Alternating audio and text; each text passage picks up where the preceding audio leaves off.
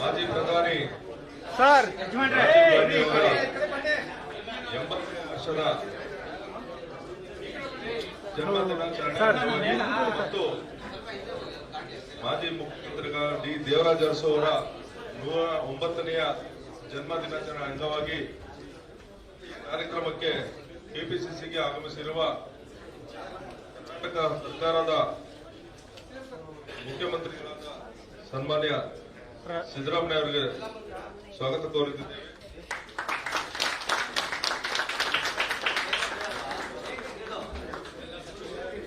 ಮತ್ತು ಕಾರ್ಯಕ್ರಮಕ್ಕೆ ಆಗಮಿಸಿರುವ ಎಲ್ಲ ಸಚಿವರಿಗೂ ಸ್ವಾಗತ ಕೋರುತ್ತಿದ್ದೇವೆ. ಈಗ ನಮ್ಮನ್ನು ಉದ್ದೇಶಿಸಿ ಮುಖ್ಯಮಂತ್ರಿಗಳು ಮಾತಾಡಬೇಕು ಅಂತ ಕೇಳ್ತಾ ಇದ್ದೀವಿ.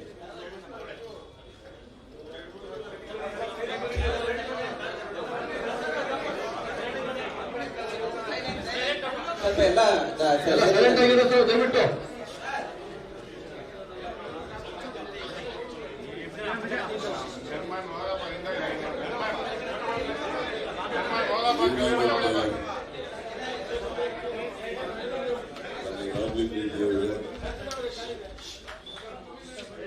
KJ ಜಾರ್ಜ್ ಅವರ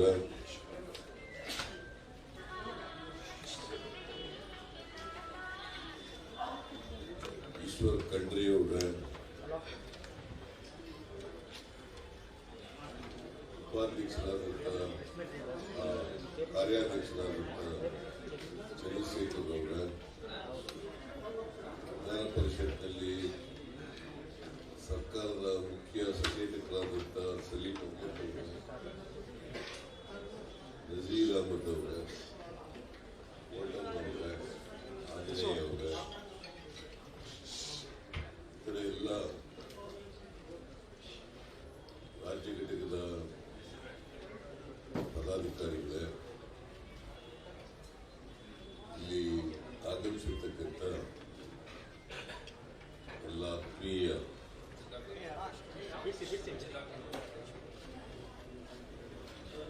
ಎಲ್ಲ ಜಿಲ್ಲಾ ಕಾಂಗ್ರೆಸ್ನ ಅಧ್ಯಕ್ಷರುಗಳೇ, ಇತರ ಮುಖಂಡರುಗಳೇ, ಕಾರ್ಯಕರ್ತ ಬಂಧುಗಳೇ, ತಾಯಿಯರು, ಇವತ್ತು ದಿವಂಗತ ರಾಜೀವ್ ಗಾಂಧಿ ಅವರು ಮಾಜಿ ಪ್ರಧಾನಮಂತ್ರಿ ಅವರ ಜನ್ಮದಿನಾಚರಣೆಯಿಂದ ಪ್ರದೇಶ ಕಾಂಗ್ರೆಸ್ ಸಮಿತಿ ಆಚರಣೆ ಮಾಡ್ತಾರೆ. ಹಾಗೆಯೇ ಇವತ್ತೇ ಮಾಜಿ ಮುಖ್ಯಮಂತ್ರಿಗಳಾದಂಥ ದಿವಂಗತ ದೇವರಾಜ ಅರಸು ಅವರ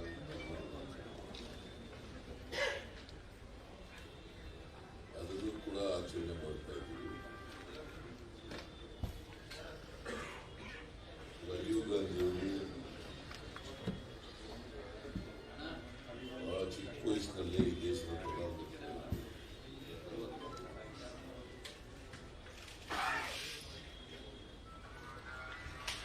ಅವರು ಪ್ರಧಾನಮಂತ್ರಿಗಳಾಗಿದ್ದಾಗ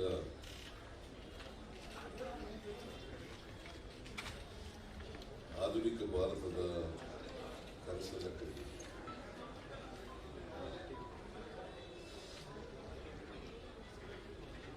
ಮತ್ತೆ ಈ ದೇಶದ ಯುವಕ ಯುವತಿಯರು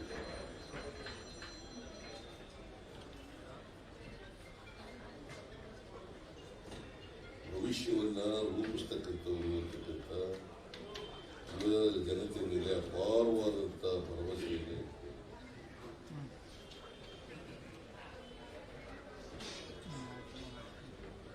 ಮತ್ತೆ ಈ ದೇಶದಲ್ಲಿ ವಿಜ್ಞಾನ ಮತ್ತು ತಂತ್ರಜ್ಞಾನ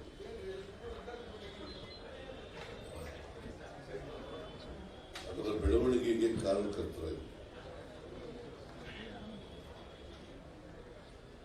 ಮತ್ತೆ ಯಾವಾಗಲೂ ಕೂಡ ಸಾಮಾಜಿಕ ನ್ಯಾಯಕ್ಕಾಗಿ ದೇಶದಲ್ಲಿ ಬದಲಾವಣೆ ಆಗಬೇಕು, ಎಲ್ಲರಿಗೂ ಕೂಡ ಸಮಾನ ಅವಕಾಶಗಳು ಸಿಗಬೇಕು. ನಾವು ಸಂವಿಧಾನದಲ್ಲೂ ಕೂಡ ಅದನ್ನು ಹೇಳ್ಕೊಂಡಿದ್ದೀವಿ.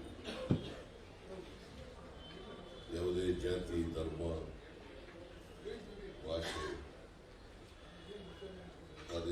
ಪ್ರಾದೇಶಿಕತೆ ಎಲ್ಲೇ ಇದ್ರೂ ಕೂಡ ಭಾರತೀಯರು ಒಗ್ಗಟ್ಟಾಗಿರಬೇಕು ಮತ್ತು ಎಲ್ಲರಿಗೂ ಕೂಡ ಸಮಾನ ಅವಕಾಶ ಇದರ ಕನಸನ್ನು ಕಂಡಿದೆ. ಇದರಲ್ಲಿ ವಿಶೇಷವಾಗಿ ಮಹಿಳೆಯರಿಗೆ ನ್ಯಾಯ ಸಿಕ್ಕಬೇಕು. ಮಹಿಳೆಯರು ಕೂಡ ರಾಜಕೀಯ ಕ್ಷೇತ್ರದಲ್ಲಿ ಅವರಿಗೆ ಪಾಲು ಸಿಗಬೇಕು. ಆಗ ಮಾತ್ರ ಸಮಾಜದಲ್ಲಿ ಸಮಾಜ ನಿರ್ಮಾಣ ಮಾಡಲಿಕ್ಕೆ ಸಾಧ್ಯ. ಹಾಗಾಗಿ 73-74 ತಿದ್ದುಪಡಿಗಳನ್ನು ಸಂವಿಧಾನಕ್ಕೆ ತೆಗೆದುಕೊಂಡು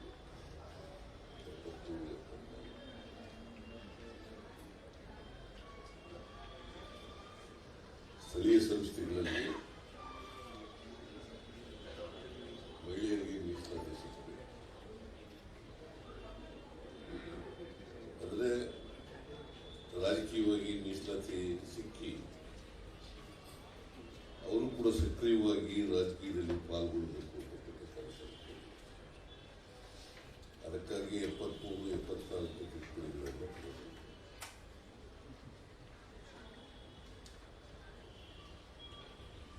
ಬಹುಶಃ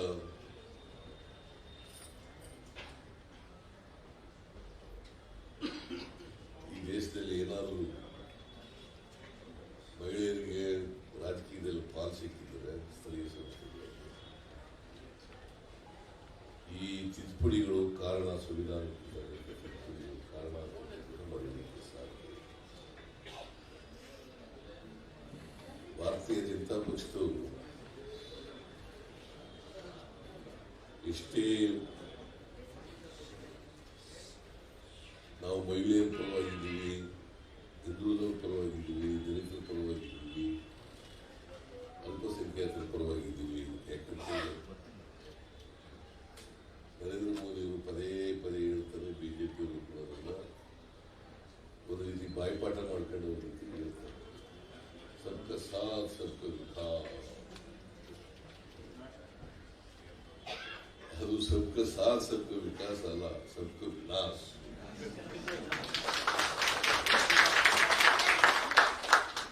ಯಾವತ್ತೂ ಕೂಡ ಅವರು ಬಡವರು, ದಲಿತರು, ಹಿಂದುಳಿದವರು, ಅಲ್ಪಸಂಖ್ಯಾತರ ಪರವಾಗಿ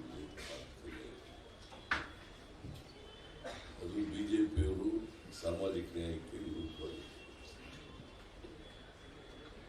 ಬಡವರಿಗೆ ಅವರು ಯಥಾಸ್ಥಿತಿನಲ್ಲಿ ಇರಬೇಕು, ಅವರು ಆರ್ಥಿಕವಾಗಿ ಸಾಮಾಜಿಕವಾಗಿ ಶಕ್ತಿ ಬರಬಾರದು ಅನ್ನೋದ್ರಲ್ಲಿ ನಂಬಿಕೆ ಇತ್ತು. ಹಾಗಾಗಿನೇ ಇವತ್ತಿನಿಂದಲ್ಲ, RSS 1925 ಪ್ರಾರಂಭ ಆಯ್ತಲ್ಲ, ಅವತ್ತು ಹೇಳ್ತಾ ಇದ್ದಾರೆ, ಮೊದಲು ಹೇಳ್ತಾ ಇದ್ದಾರೆ, ಈಗಲೂ ಹೇಳ್ತಾ ಇದ್ದಾರೆ. ಅದ್ರ ಬಾಯಿ ಮಾತೆ ಬೇರೆ, ಕೃತಿನೇ ಬೇರೆ. ಇದನ್ನ ನಾವು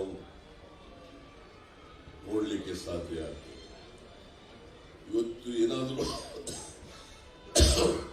ಸಂಪರ್ಕ ಕ್ಷೇತ್ರದಲ್ಲಿ ಸಂಪರ್ಕ ಕ್ಷೇತ್ರದಲ್ಲಿ ಕ್ರಾಂತಿಯಾಗಿದ್ದರೆ ಜಗತ್ತಿನ ಯಾವುದೇ ಮೂಲೆಯಲ್ಲಿ ನಾವು ಸಂಪರ್ಕ ಮಾಡಲಿಕ್ಕೆ ಸಾಧ್ಯ ಆಗಿದ್ದರೆ ಅದಕ್ಕೆ ರಾಜೀವ್ ಗಾಂಧಿಯವರು ಕಾರಣ.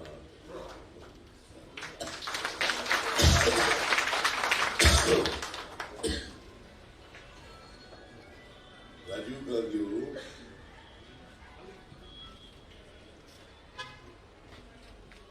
ಯುವಕರ ಶಕ್ತಿ ಮೇಲೆ ಅಪಾರವಾದಂಥ ನಂಬಿಕೆಯನ್ನು ಇಟ್ಟುಕೊಂಡು ಅದಕ್ಕೆ ಅವರ ಚುನಾವಣೆಯಲ್ಲಿ ಅವರ ವಯಸ್ಸನ್ನ 18 ವರ್ಷಕ್ಕೆ 21 ಇತ್ತು, 21ರಿಂದ 18 ತಗೊಂಡು ಅವರು ಚುನಾವಣಾ ಪ್ರಕ್ರಿಯೆಯಲ್ಲಿ ಪಾಲ್ಗೊಳ್ಳಬೇಕು ಯುವಕರು.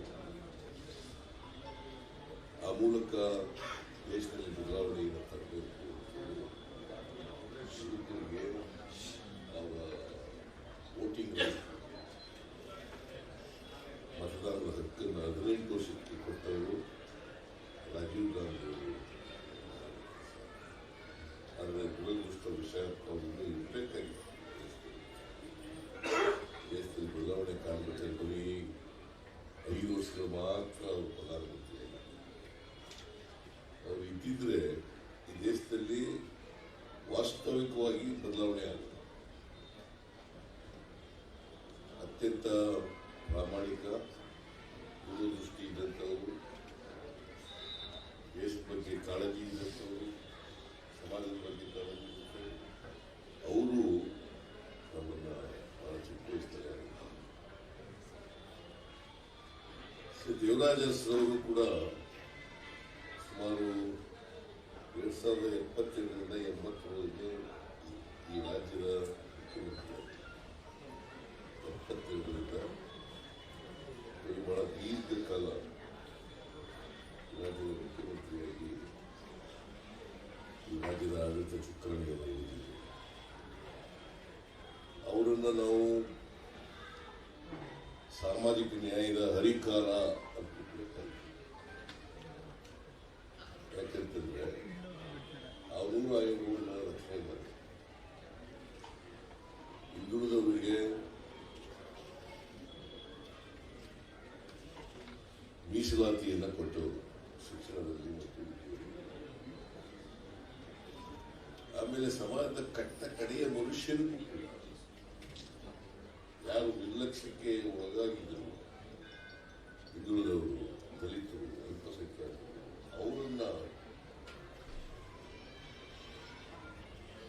ಅವರಿಗೆ ರಾಜಕೀಯವಾಗಿ ಗುರುತಿಸಿ ಅವರಿಗೆ ಚುನಾವಣೆಯಲ್ಲಿ ನಿಲ್ಲಲಿಕ್ಕೆ ಅವಕಾಶವನ್ನು ಕಲ್ಪಿಸಿಕೊಟ್ಟಿದ್ದಾರೆ. ಅವರೆಲ್ಲರೂ ಕೂಡ ಇವತ್ತು ವಿಧಾನಸೌಧದ ಮೆಟ್ಲತ್ತಿದ್ರೆ ಯಾರು ವಿಧಾನಸೌಧ ಮೆಟ್ಲತ್ತಕ್ಕೆ ಸಾಧ್ಯನೇ ಇಲ್ಲ ಅಂತ ಇತ್ತು. ಅಂಥವರೆಲ್ಲರೂ ಕೂಡ ವಿಧಾನಸೌಧ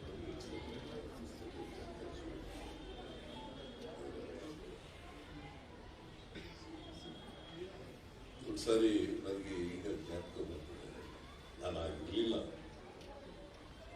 ನಾನು ಜನತಾ ಪಾರ್ಟಿನಲ್ಲಿದ್ದೆ, ಜನತಾ ಪಾರ್ಟಿನಲ್ಲಿದ್ದೆ, ಅಲ್ಲ ನಾನು ಸೋಷಲಿಸ್ಟ್ ಪಾರ್ಟಿನಲ್ಲಿದ್ದೆ. 72ರಲ್ಲಿ ಚೀಫ್ ಮಿನಿಸ್ಟರ್ ಆದಾಗ ಆಮೇಲೆ ಜನತಾ ಪಾರ್ಟಿ.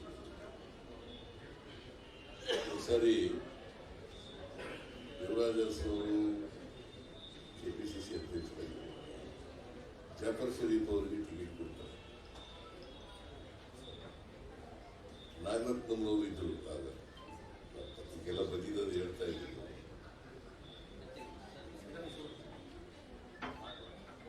ನಾಗರತ್ನಂನವರು ಏನಪ್ಪ ಅರಸು, ನೀನು ಜಟ್ಗಾ ಸಾಹೇಬರಿಗೆ ಬೇರೆ ಯಾರ್ಯಾರಿಗೆಲ್ಲ ಟಿಕೆಟ್ ಕೊಡ್ತೀಯಲ್ಲ, ಜಟ್ಗಾ ಗಾಡಿ ಓಡಿಸೋರಿಗೆಲ್ಲ ಟಿಕೆಟ್ ಕೊಡ್ತಾರೆ. ಇವರು ಎಲ್ಲ ಕೇಳಿದ್ರು, ಎಲ್ಲ ಮಾತಾಡೋದಿಲ್ಲ. ಕೇಳಿದ ಮೇಲೆ ನೋಡಮ್ಮ, ಇನ್ಮೇಲೆ ಜಟ್ಗಾ ಸಾಹೇಬರಿಗೆ, ಸಾವಿರ ಮಾಡೋರಿಗೆ ಕೊಡೋದು ಟಿಕ್ ಹಾಕೋದು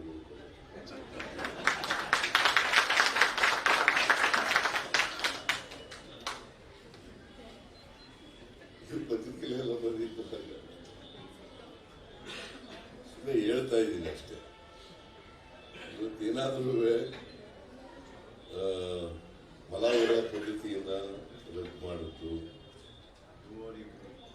ಉಳುವವರಿಗೆ ಭೂಮಿ ಕೊಟ್ಟದ್ದು, ಲ್ಯಾಂಡ್ ಬಾಂಬ್ಸ್ ಆಕ್ಟ್ ತಿದ್ದುಪಡಿ ಮಾಡಿದ್ದು, ಇಂದಿರಾ ಗಾಂಧಿ ಅವರು ಕೂಡ ಅದಕ್ಕೆ ಬೆಂಬಲಿಸಿದ್ರು. ಆಮೇಲೆ 20 ಸಾಲ ಮನ್ನಾ, ಅನೇಕ ಪ್ರಗತಿಪರ ಕಾನೂನುಗಳನ್ನು ಮಾಡಿ ದೇವರಾಜ ಅರಸರವರು ಒಂದು ರೀತಿ ಪ್ರಗತಿಪರ ಅರಸು ಮಂತ್ರಿಯಲ್ಲಿ ಹುಟ್ಟಿದ್ರು ಕೂಡ ಹಿಂದುಳಿದವರು, ದಲಿತರು, ಅಲ್ಪಸಂಖ್ಯಾತರು, ಬಡವರು ಇವರು ಪರವಾಗಿ ಕೆಲಸ ಮಾಡ್ತಾರೆ. ಯಾಕೆಂದ್ರೆ ಕಾಂಗ್ರೆಸ್ ಯಾವಾಗಲೂ ಕೂಡ ಸಮಾಜದಲ್ಲಿ ಬದಲಾವಣೆಯನ್ನು ಬಯಸಿರ್ತಕ್ಕಂಥ ಪಕ್ಷ. ಅಸಮಾನತೆ ಹೋಗ್ಬೇಕು. ಈಗಲೂ ನಾವು ಕಾಂಗ್ರೆಸ್ನವರು ಅಸಮಾನತೆಯ ವಿರುದ್ಧ ಹೋರಾಟವನ್ನು ಮಾಡ್ತಾರೆ. ಅದಕ್ಕೆ ಬಿಜೆಪಿಯನ್ನು ಸಹಿಸಕ್ಕಾಗಲ್ಲ. ಅಸಮಾನತೆ ವಿರುದ್ಧ ಕಾಂಗ್ರೆಸ್ನವರು ಹೋರಾಟ ಮಾಡ್ತಾರೆ ಅಂತೇಳಿ ಆಗಲ್ಲ. ನನ್ನ ಮೇಲೆ ಕೋಪ ಅಂತಂದ್ರೆ ನಾನು ಅಸಮಾನತೆ ವಿರುದ್ಧ ಕಾರ್ಯಕ್ರಮಗಳನ್ನು ಮಾಡ್ತೀನಲ್ಲ, ಅದಕ್ಕೆ ಕೋಪ.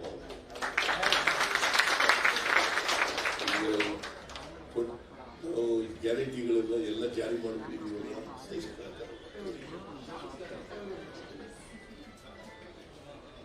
ಒಟ್ಟುರಿಯಿಂದ ಮಾಡಬಾರ್ದೆಲ್ಲ ಮಾಡ್ತಾ ಇದ್ದಾರೆ. ಸೊ ನಾನು ಅದನ್ನೆಲ್ಲ ನಮ್ಮ ಮೇಲೆ ಏನು ಸುಳ್ಳು ಆರೋಪಗಳು ಮಾಡ್ತಾರೆ ಅವೆಲ್ಲ ಈಗ ಪ್ರಸ್ತಾಪ ಮಾಡಕ್ಕೆ ಹೋಗಲ್ಲ. ಸಮಯ ಇಲ್ಲ. ನಾನು ಗ್ರಾಸವನ್ನು ಮಾರ್ಕೆಟಲ್ಲಿ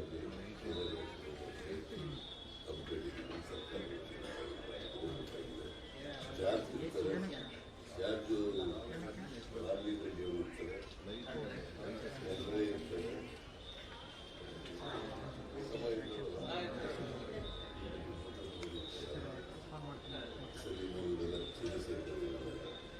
ಸೊ ನೀವೆಲ್ಲ ಫಂಕ್ಷನ್ ಮುಗಿಯೋರ್ಗೆ ಇರಬೇಕು. ನಾನು ಓದ್ ತಕ್ಷಣ ಯಾರು ಇಟ್ಟು ಹೋಗ್ಬಾರ್ದು ಹೇಳಿ ರಾಜೀವ್ ಗಾಂಧಿಯವರ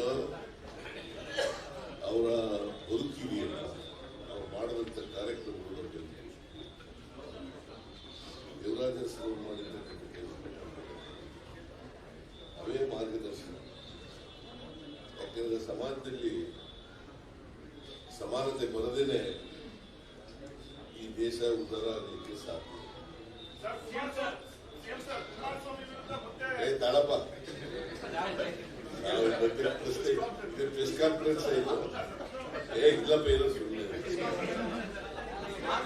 ಆಮೇಲೆ ಮಾತಾದ್ಮೇಲೆ ಅಲ್ಲಿ ಹೊರಗಡೆ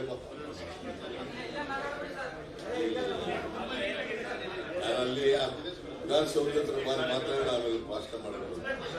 ಇಷ್ಟು ಹೇಳಿ ಇವರಿಬ್ಬರ ಆತ್ಮಕ್ಕೆ ಶಾಂತಿ ದೊರಕಲಿ. ಇವರಿಬ್ಬರು ಕೆಲಸಗಳು ನಮಗೆಲ್ಲರಿಗೂ ಕೂಡ ಸ್ಫೂರ್ತಿ ಹೇಳ್ತಾರೆ. ಮಾತನ್ನ ಮುಗಿಸ್ತೇನೆ. ಇವ್ರ ಆತ್ಮಕ್ಕೆ ಚಿರಶಾಂತಿ ದೊರಕಲಿ ಅಂತೇಳಿ ಪ್ರಾರ್ಥನೆ ಮಾಡ್ತೇನೆ. ನಿಮ್ಮೆಲ್ಲರಿಗೂ ನಮಸ್ಕಾರ. ಕಾರ್ಯಕ್ರಮ ಮುಂದುವರಿದರೆ ಸಚಿವರು ಸಹ ಇಲ್ಲೇ ಇರಬೇಕು. ದಯವಿಟ್ಟು ಮುಖ್ಯಮಂತ್ರಿ ಕೆಲಸ ಇದೆ ಅಂತ ಹೋಗ್ತಾ ಇದ್ದಾರೆ. ದಯವಿಟ್ಟು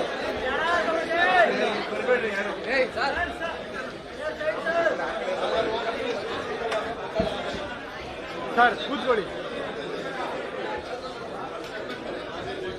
ದಯವಿಟ್ಟು ಎಲ್ಲ ಕೂತ್ಕೊಳ್ಳಿ. ಈಗ ಸಭೆಯನ್ನು ಉದ್ದೇಶಿಸಿ ನಮ್ಮ ಇಂದಿನ ಸಚಿವರಾದಂತಹ ಕೆ ಜೆ ಜಾರ್ಜ್ ಸಾಹೇಬರು ಮಾತಾಡಬೇಕಂತ ಕೇಳ್ಕೊಂಡೆ.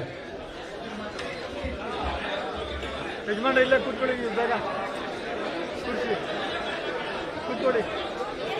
ಒಂದು ನಿಮಿಷ ಟೇಬಲ್ ಇದೆ, ಒಂದು ನಿಮಿಷ ಮೇಡಮ್.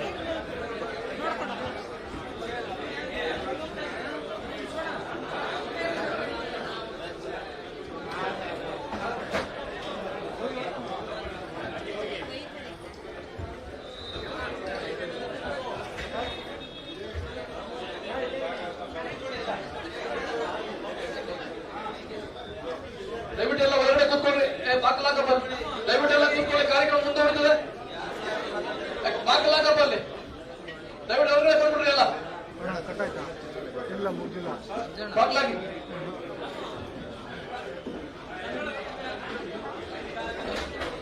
ಜಾರ್ಜ್ ಸಾಹೇಬರು ಮಾತಾಡ್ತಾರೆ. ಎಲ್ಲರಿಗೂ ನಮಸ್ಕಾರ.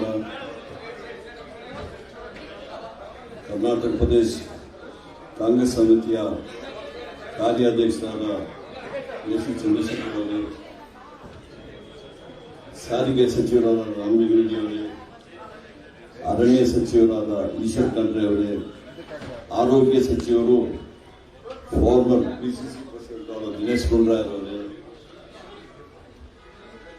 ಮತ್ತೊಬ್ಬ ಯುವಕರು ಮೊದಲು ಕಾರ್ಯದರ್ಶಿ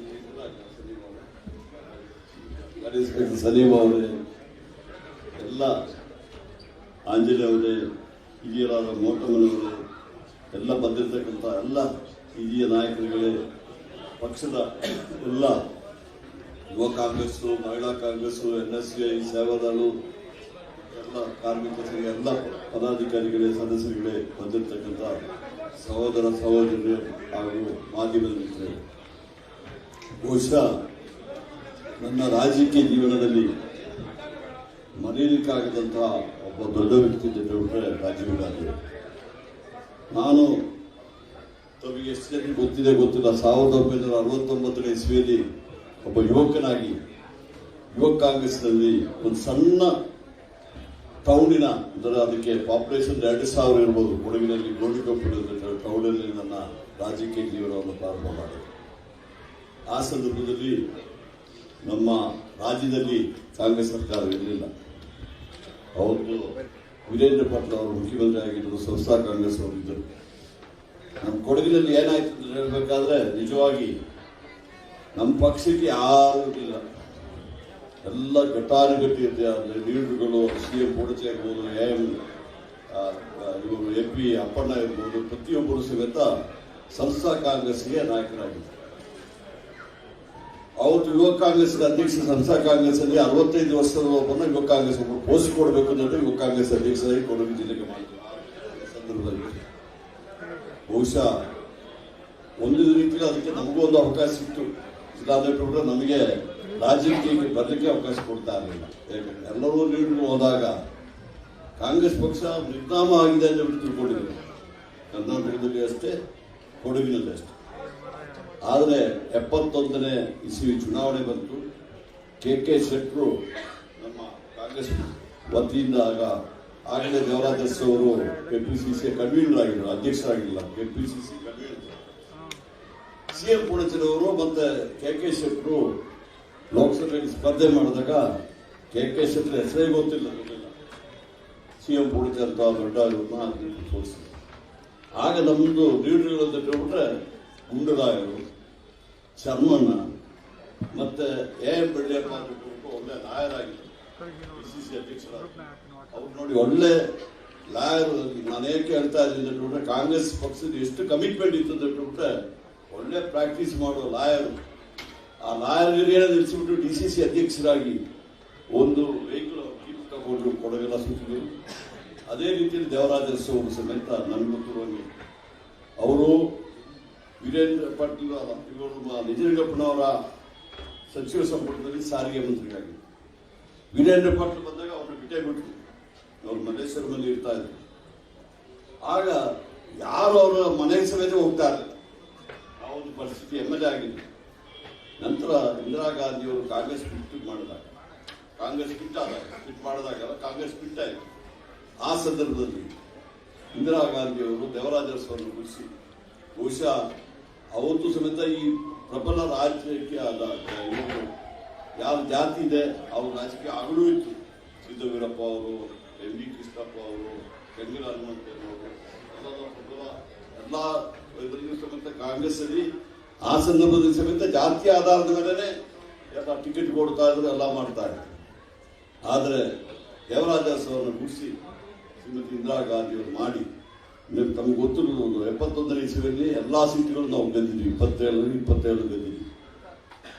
ಅವತ್ತು 72ನೇ ಇಸ್ವಿಯಲ್ಲಿ ನಡೆದಾಗ ಕಾಂಗ್ರೆಸ್ ಪಕ್ಷದಿಂದ ಕನ್ವೀನರ್ ಆಗಿ ದೇವರಾಜ ಅವರು ಚುನಾವಣೆಯಲ್ಲಿ ಸ್ಪರ್ಧೆ ಮಾಡಲಿಲ್ಲ.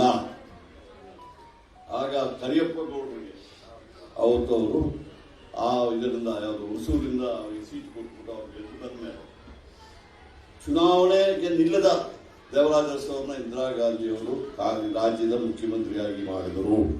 ಅದೊಂದು ಭಾರಿ ಹೋಗಿದ್ದು. ನಾನು ಹೇಗೆ ಇದ್ದಂತ ಕಾಂಗ್ರೆಸ್ ಪಕ್ಷದಲ್ಲಿ ಕಾಂಗ್ರೆಸ್ ಜಾತಿ ನೋಡಿ, ಕಾಂಗ್ರೆಸ್ ಜಾತಿ ಪಕ್ಷದಲ್ಲಿ ಎಲ್ಲಾ ಜಾತಿಯವರು ಇದ್ದಾರೆ. ಲಿಂಗಾಯತರು ಇದ್ದಾರೆ, ಒಕ್ಕಲಿಗರಿದ್ದಾರೆ, ಕುರುಬರು ಇರ್ತಾರೆ, ಪರಿಶಿಷ್ಟ ಜಾತಿ ವರ್ಗದ ಹಿಂದುಳಿದವರು ಇರ್ತಾರೆ. ನಮ್ಮ ರಾಜ್ಯ ಸಂಪುಟ ತಗೊಂಡ್ರೆ, ನಮ್ಮ KPCC ತಗೊಂಡ್ರೆ ಎಲ್ಲಾ ಜಾತಿಯವರು ಇರ್ತಾರೆ.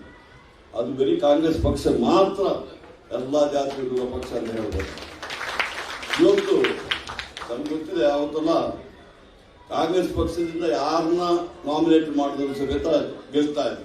ಟಿಕೆಟ್ ಸಿಕ್ಕಿದ್ರೆ ಸಾಕು ಅವ್ರು ಯಾರು ನೋಡ್ತಾ ಇರಲಿಲ್ಲ. ಇಂದಿರಾ ಗಾಂಧಿಯವರ ಪ್ರೋಗ್ರೆಸಿವ್ ಇದು. ಅವತ್ತು ಇಂದಿರಾ ಗಾಂಧಿ ಅವರು ನಿಜವಾಗಿ ಯಾವ ರೀತಿಯಲ್ಲಿ ಅವರು ಹೋರಾಟ ಮಾಡಿದ್ರು, ಈ ಒಂದು ದೊಡ್ಡ ಆಗಲೂ ಸಮೇತ ಈ ಯಾರು ಸಂಕುಚಿತ ಮನೋಭಾವದವರು ತುಂಬಾ ಇದ್ದರು, ಅವ್ರನ್ನೆಲ್ಲ ಎದುರಾಕೊಂಡು ಇಂದಿರಾ ಗಾಂಧಿಯವರು 69ನೇ ಇಸ್ವಿಯಲ್ಲಿ ತಮ್ಮದೇ ಪ್ರೆಸಿಡೆಂಟ್ ನಿಲ್ಲಿಸಿ ವಿಬಿಗಿರಿಯನ್ನು ನಿಲ್ಲಿಸಿ ಮತ್ತೆ ರಾಜ್ಯಗಳನ್ನು ರದ್ದು ಮಾಡಿ ಇವತ್ತು ಬ್ಯಾಂಕಿಂಗ್ಗಳನ್ನ ರಾಷ್ಟ್ರೀಕರಣ ಮಾಡಿ ಎಲ್ಲ ಮಾಡಿಬಿಟ್ಟು ಇವತ್ತು ಮೋದಿ ಅವರು ಬಿಜೆಪಿ ಅವರು ಹೇಳ್ತಾ ಇರಲ್ಲ 69 ವರ್ಷದಲ್ಲಿ ಏನು ಮಾಡಿದಾರ ನೀವು ಅಂತ ಕೇಳಿದಕ್ಕೆ ಬಹುಶಃ ಹಲವು ನಾವು ಒಂದೇ ಸತಿ ಗಾಬರಿ ಆಗ್ಬಿಡ್ತೀವಿ. ಏನು ನಾವೇನೇನು ಹೇಳೋದು ಏನು ಮಾಡಿದ್ವಿ. ಇವತ್ತು ನಾನು ಮಾತಾಡ್ಬೋದು, ನಮ್ದು ಸ್ವತಂತ್ರ ಸಿಕ್ಕಿದಾಗ ನಮಗೆ 30 ಕೋಟಿ ಜನ ಇತ್ತು. ಅವತ್ತು ನಮ್ಮ ಜನಸಂಖ್ಯೆ 30 ಕೋಟಿ. ಅವತ್ತು ಒಂದು ಫ್ಯಾಮಿನ್ ಬಂದಾಗ ವೆಸ್ಟ್ ಬೆಂಗಾಲ್ನಲ್ಲಿ ಹೊಟ್ಟೆಗೆ ಅನ್ನ ಇಲ್ಲದೆ ಲಕ್ಷಾಂತರ ಜನ ಸತ್ತಿದ್ರು ಸ್ವತಂತ್ರಕ್ಕಿಂತ ಮೊದಲು. ಆ ಸಂದರ್ಭದಲ್ಲಿ ಏನು ನಮ್ಮ ಪಂಡಿತ್ ಜವಾಹರ್ಲಾಲ್ ಅವರು ನಮಗೇನಿರಲಿಲ್ಲ, ಕಾರ್ಖಾನೆ ಇಲ್ಲ, ಒಂದು ಗುಂಡು ಸೂಚಿ ಮಾಡುವಂತ ಕಾರ್ಖಾನೆ ಇರಲಿಲ್ಲ, ಟ್ರೈನ್ ಎಲ್ಲ ಬಿಟ್ಬಿಡಿ. ಬ್ರಿಟಿಷರು ಅವ್ರಿಗೆ ಏನ್ ಬೇಕಾಗಿದ್ದು ಮಾತ್ರ ಮಾಡಿಬಿಟ್ಟು ನಮ್ಮ ದೇಶವನ್ನ ಲೂಟಿ ಮಾಡಿಬಿಟ್ಟು ತಮ್ಮ ದೇಶವನ್ನ ಸಂಪತ್ಪರ್ಕ ಮಾಡುವಂತ ಕೆಲಸವನ್ನು ಮಾಡಿದರು. ಅವತ್ತು ಅದಕ್ಕಿಂತ ಮೊದಲು ಹೇಳ್ಬೇಕಾದ್ರೆ ಮಹಾತ್ಮ ಗಾಂಧೀಜಿಯವರು ಇಲ್ಲದ್ರೆ ನಮಗೆ ಸ್ವತಂತ್ರನೇ ಸಿಗ್ತಾ ಇರಲಿಲ್ಲ. ಯಾಕೆ ಬ್ರಿಟಿಷರ್ನ ನಾವು ಗುಂಡು ಇದರಿಂದ ಕತ್ತಿಯಿಂದ ಇದು ಮಾಡ್ಲಿಕ್ಕೆ ಆಗೋದಿಲ್ಲ. ಅವರಿಗೆ ಹೋರಾಟ ಮಾಡಿ ಸ್ವತಂತ್ರ ಸಿಗೋದಲ್ಲ. ಆದರೆ ಮಹಾತ್ಮ ಗಾಂಧೀಜಿಯವರ ಅಹಿಂಸೆ ಏನು ನಾವು ಅವರು ಹೊಡೆದ್ರೆ ಹೊಡಿಲಿ ಎಂಬುದಾಗಿ ಮಾತಾಡ್ಬಿಟ್ಟು ಎದೆ ತೋರಿಸಿದವರು ನಮ್ಮ ಪೂರ್ವಿಕರು ಕಾಂಗ್ರೆಸ್ಸಿಗರು. ಕಾಂಗ್ರೆಸ್ಗೆ ಚರಿತ್ರೆ ಇರುವ ಪಕ್ಷ ತೋರಿಸಿಬಿಟ್ಟು ಬಂದವರು. ಅದರಿಂದ ಮಹಾತ್ಮ ಗಾಂಧೀಜಿಯವರ ನಾಯಕತ್ವದಲ್ಲಿ ಎಲ್ಲ ಹಲವಾರು ಜನರೆಲ್ಲ ರಸ್ತೆಯಲ್ಲಿ ಹೋಗೋದಿಲ್ಲ, ತಮಗೆಲ್ಲ ಗೊತ್ತಿದೆ. ಸ್ವತಂತ್ರ ತಗೊಂಡು ಬಂತು. ನಂತರ ಇಂದಿರಾ ಗಾಂಧಿಯವರು ಈ ದೇಶದಲ್ಲಿ ನಾವು ಅವತ್ತು ಯಾವುದೋ 48 PL 480 ಅಂತ ಹೇಳ್ಬಿಟ್ಟು ನಾವು ಭಿಕ್ಷೆ ಬಿಡ್ತಾ ಇದ್ವಿ ಅಮೆರಿಕದ ಹತ್ರ ಇದು ಕೊಡಿ. ಅವ್ರು ಸಮುದ್ರಕ್ಕೆ ಆಗ್ತಾ ಇದ್ರು. ಗೋಧಿನ ತಗೊಂಡ್ಬಿಟ್ಟು ರೇಟು ಕಡಿಮೆ ಆಗ್ತದೆ ಸಮುದ್ರಕ್ಕೆ ಆಗ್ತಾ ಇದ್ರು ನಮ್ಗೆ ಕೊಟ್ಟು ಸ್ವಲ್ಪ ಹಾಲು ಹುಡಿ ಕೊಟ್ಟು ನಾವು ಅದಕ್ಕೆ ಹೋಗ್ಬಿಟ್ಟು ಅವರ ಮನೆ ಮುಂದುಗಡೆ ಕೈ ಮುಗಿದುಕೊಂಡು ನಿಲ್ತಾ ಇದ್ದಾರೆ ಒಂದು ರಾಷ್ಟ್ರದಲ್ಲಿ. ಇಂದಿರಾ ಗಾಂಧಿಯವರು ಏನು ಮಾಡಿದ್ರು? ಇಂದಿರಾ ಗಾಂಧಿಯವರು ಈ ಒಂದು ಗ್ರೀನ್ ರೆವಲ್ಯೂಷನ್ ಅದರಲ್ಲಿ ಜಗಜೀವನ್ ರಾಮ್ ಅವರು ಫುಡ್ ಮಿನಿಸ್ಟರ್ ಆಗಿದ್ದರು, ನಂತರ ಸಿ ಸುಬ್ರಹ್ಮಣ್ಯಂ ಆಗಿದ್ದರು, ನಂತರ ಈಗ ಮೊನ್ನೆ ತಾನೇ ನಮ್ಮ ಡಾಕ್ಟರ್ ಸ್ವಾಮಿನಾಥನ್ ಅಂತ ಹೇಳ್ಬಿಟ್ಟು ಒಬ್ಬರು ತೀರೋರು. ಅವರು ಸಮೇತ ಈ ಗ್ರೀನ್ ರೆವಲ್ಯೂಷನ್ ಮಾಡಿ ಇವತ್ತು 130 ಕೋಟಿ ಜನ, ಅವತ್ತು 30 ಕೋಟಿಗೆ ಅನ್ನ ಇರಲಿಲ್ಲ ಹೊಟ್ಟೆಗೆ. ಇವತ್ತು 130 ಕೋಟಿ ಜನ ಇದ್ದರೂ ಸಮೇತ ನಮ್ಮ ಗೋಡೌನ್ಗಳು ತುಂಬಿ ತುಳುಕ್ತಾ ಇರೋದು ಮೋದಿಯವರಿಂದಲ್ಲ, ಬಿಜೆಪಿಯವರಿಂದಲ್ಲ. ಅವತ್ತು ಕಾಂಗ್ರೆಸ್ ಪಕ್ಷ ಇಂದಿರಾ ಗಾಂಧಿ ದೂರದೃಷ್ಟಿಯಿಂದ ಮಾಡಿದ್ರೆ ಹೊರತು ಇರಲಿಲ್ಲ. ನಂತರ ತಮ್ಗೆ ಗೊತ್ತಿದೆ, ನೆಹರು ಅವರು ಎಲ್ಲ ಪಬ್ಲಿಕ್ ಸೆಕ್ಟರ್ ಅವರು ಅವತ್ತು ನಾವು ಸರೆಂಡರ್ ಆಗ್ಬೋದಾಯ್ತು ಅಮೆರಿಕೆಗೆ, ಬಟ್ ನೆಹರು ಅವರು ಮಾಡಲಿಲ್ಲ. ಅವರು ಅಲೈನ್ಮೆಂಟ್ ಮೂವ್ ಮಾಡಿಬಿಟ್ಟು ನಾವು ಯಾವುದೇ ರಷ್ಯಾದೊಟ್ಟಿಗೆ ಸೇರೋದಿಲ್ಲ, ಅಮೆರಿಕದೊಟ್ಟಿಗೆ ಸೇರೋದಿಲ್ಲ ಅನ್ನೋ ನಿರ್ಧಾರ ತಗೊಂಡು ಇವತ್ತು ಅಲೈನ್ ಮೂವ್ಮೆಂಟ್ ಮಾಡಿಬಿಟ್ಟು ನಾವೇ ನಮ್ಮ ಸ್ವಂತ ಕಾಲದಲ್ಲಿ ನಿಲ್ಲಬೇಕು. ನಾವು ಈ ಮೇಕ್ ಇನ್ ಇಂಡಿಯಾ ಅಂತ ಹೇಳ್ತಾರಲ್ಲ, ಆಕ್ಚುಲಿ ಅದನ್ನು ಮಾಡಿದವರು ಪಂಡಿತ್ ಜವಾಹರ್ಲಾಲ್ ಅವರು ಈ ಪಬ್ಲಿಕ್ ಸೆಕ್ಟರ್ಗಳೆಲ್ಲ ತಂದುಬಿಟ್ಟು ಮಾಡಿ. ನಂತರ ನಾನಿವತ್ತು ಮತ್ತೆ ಹೇಳೋದಿಲ್ಲ, ಸಂಜಯ್ ಗಾಂಧಿ ಅವರ ಕಾಲದಲ್ಲಿ ನಾವೆಲ್ಲ ಯುವ ಕಾಂಗ್ರೆಸ್ ಇದ್ವಿ. ನಾನು ಹರಿಪ್ರಸಾದ್, ನಸೀರ್ ಅಹಮದ್ ಅವರು, ನಮ್ಮ ಆರಾಧ್ಯರು ಅಂತೆಲ್ಲ ಇದ್ರು, ನಮ್ಮ NSU ಪ್ರೆಸಿಡೆಂಟ್ ಆಗಿದ್ರು. ನೋಡಿ ಶ್ರೀನಿವಾಸ ಮೂರ್ತಿ ಅವರು ಹೇಳ್ತಾ ಇದ್ದಾರೆ. ನಾವೆಲ್ಲ ಆವತ್ತು ಸಂಜಯ್ ಗಾಂಧಿ ಅವರ ಕಾಲದಲ್ಲಿ ನನ್ನನ್ನು ಅಧ್ಯಕ್ಷರು ಮಾಡಿದರು. ಗುಂಡೂರಾಯರು ಚೀಫ್ ಮಿನಿಸ್ಟರ್ ಆಗಿದ್ದರು ಗೊತ್ತಾಯ್ತು ಆ ಟೈಮಿನ. ನಂತರ ರಾಜೀವ್ ಗಾಂಧಿ ಅವರು ಹುಟ್ಟುಹಬ್ಬ, ರಾಜೀವ್ ಗಾಂಧಿ ಅವರ ವಿಚಾರ ಹೇಳ್ತಾರೆ. ಬಹುಶಃ ರಾಜೀವ್ ಗಾಂಧಿ ಅವರ ವಿಚಾರ ತಮಗೆಲ್ಲ ಗೊತ್ತಿದೆ. ಅವರು ಇಂಡಿಯನ್ ಏರ್ಲೈನ್ಸ್ ಪೈಲಟ್ ಆಗಿದ್ದರು, ತಾಯಿ ಪ್ರಧಾನಿ ಆಗಿದ್ದವರು ಸಮೇತ, ತಾತ ಪ್ರಧಾನಿ ಆಗಿದ್ದ ದೇಶ ಅವ್ರದ್ದು. ಮೋತಿಲಾಲ್ ನೆಹರು ಅವ್ರ ಕಾಲ ಅಂತ ಹೇಳ್ಬಿಟ್ರೆ ಅವ್ರ ಮನೆ ಸ್ವರಾಜ್ ಭವನ ಅರಮನೆ ಹಂಗಿತ್ತು. ಮೋತಿಲಾಲ್ ನೆಹರು ಅಷ್ಟು ಒಂದು ದೊಡ್ಡ ಬಾರಿಸ್ಟರ್ ಆಗಿ ಸಾಕಷ್ಟು ದುಡ್ಡು ಸಂಪಾದನೆ ಮಾಡ್ತಾರೆ. ಅಂತ ಮೋತಿಲಾಲ್ ಅವರು ಸಮೇತ ನಮ್ಮ ಸ್ವತಂತ್ರ ಸಂಗ್ರಾಮದಲ್ಲಿ ಪಾಲ್ಗೊಂಡು ಅವರು ಸಮೇತ AICC ಅಧ್ಯಕ್ಷರಾಗಿದ್ದರು. ಇವತ್ತು ನಾನೇಕೆ ಹೇಳ್ಬೇಕಾದ್ರೆ ಅಂತ ಒಂದು ಮನೆತನದಿಂದ ಬಂದ ರಾಜೀವ್ ಗಾಂಧಿ ಅವರು ನನಗೆ ರಾಜಕೀಯನೇ ಬೇಡ, ನಾನು ಪೈಲಟ್ ಆಗಿ ಕೆಲಸ ಮಾಡ್ತೀನಿ. ಇಂಡಿಯನ್ ಏರ್ಲೈನ್ಸ್ ಅಲ್ಲಿ ನಮ್ಗೆ ಗೊತ್ತಿದೆ ಪೈಲಟ್ ಕೆಲಸ ಅಂದ್ರೆ ಅಷ್ಟು ಸುಲಭ ಕೆಲಸ ಅಲ್ಲ. ಅದಕ್ಕೆ ಟ್ರೈನಿಂಗ್ ತಂದು ಮತ್ತೆ ಕರೆಕ್ಟ್ ಟೈಮಿಗೆ ಹೋಗ್ಬೇಕು. ಬೆಳಗ್ಗೆ ಎದ್ದುಬಿಟ್ಟು ರೆಡಿ ಆಗಿಬಿಟ್ಟು ಹೋಗ್ಬೇಕಾಗ್ತದೆ. ಈ ಕೆಲಸ ಮಾಡಿಬಿಟ್ಟು ಅವ್ರು ಬಂದರು. ದುರದೃಷ್ಟವಶಾತ್ ನಮ್ಮ ಸಂಜಯ್ ಗಾಂಧಿ ಅವರು ತೀರಿ ಹೋದ್ಮೇಲೆ ಇವತ್ತು ಕಾಂಗ್ರೆಸ್ ಪಕ್ಷ ಅಂದ್ರೆ ನಮ್ಮ ಈಗ ಟೀಕೆ ಮಾಡ್ಬೋದು. ಏನೋ ಮೋದಿ ಅವರು ಹೇಳ್ತಾರೆ ಈ ಒಂದು ಕಾಂಗ್ರೆಸ್ ಮುಕ್ತ ಭಾರತ ಮಾಡಬೇಕಂತ ಹೇಳ್ಬಿಟ್ಟು ಅವ್ರು ಒಂದೇ ಒಂದು ಗುರಿ ಅಂತ ಹೇಳ್ಬಿಟ್ರೆ ಈ ನೆಹರು ಫ್ಯಾಮಿಲಿ ಇದೆಯಲ್ಲ ಅವ್ರು ಮುಗಿಸಿಬಿಟ್ರೆ ಕಾಂಗ್ರೆಸ್ಸೇ ಇರುವುದಿಲ್ಲ ಅಂತ ಕೊಡ್ಬಿಟ್ಟು ಅದಕ್ಕೆ ಕಾಂಗ್ರೆಸ್ ಮುಕ್ತ ಭಾರತ ಇವತ್ತು ಟಾರ್ಗೆಟ್ ಮಾಡ್ತಾ ಇರೋದು. ಸೋನಿಯಾ ಗಾಂಧಿ ಅವರನ್ನ ಟಾರ್ಗೆಟ್ ಮಾಡಿದ್ರು, ರಾಹುಲ್ ಗಾಂಧಿ ಅವರ ಎಲ್ಲರನ್ನ ಆ ಫ್ಯಾಮಿಲಿಯಲ್ಲಿ ಯಾರು ಇಲ್ಲದಿದ್ರೆ ಕಾಂಗ್ರೆಸ್ ಪಕ್ಷ ಇರುವುದಿಲ್ಲ ಅಂತ ಅವ್ರಿಗೆ ಚೆನ್ನಾಗಿ ಗೊತ್ತು. ಇವತ್ತು ನಾನು ನೋಡಿದ್ದೀನಿ.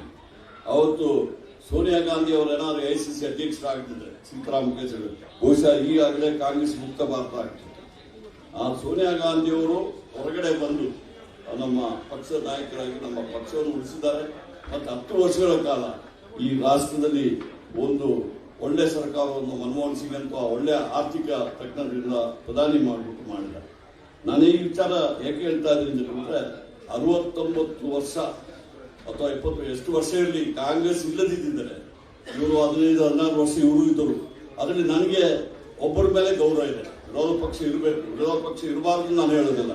ಆದರೆ ವಿರೋಧ ಪಕ್ಷದಲ್ಲಿ ಒಬ್ಬರು ಲೀಡರ್ ಇದ್ದಿದ್ದು ನಮ್ಮ ಅಟಲ್ ಬಿಹಾರಿ ವಾಜಪೇಯಿ ಅವರು. ನಿಜವಾಗಿ ಅವರು ಒಳ್ಳೆ ಒಬ್ಬ ನಾಯಕರಾಗಿದ್ದರು.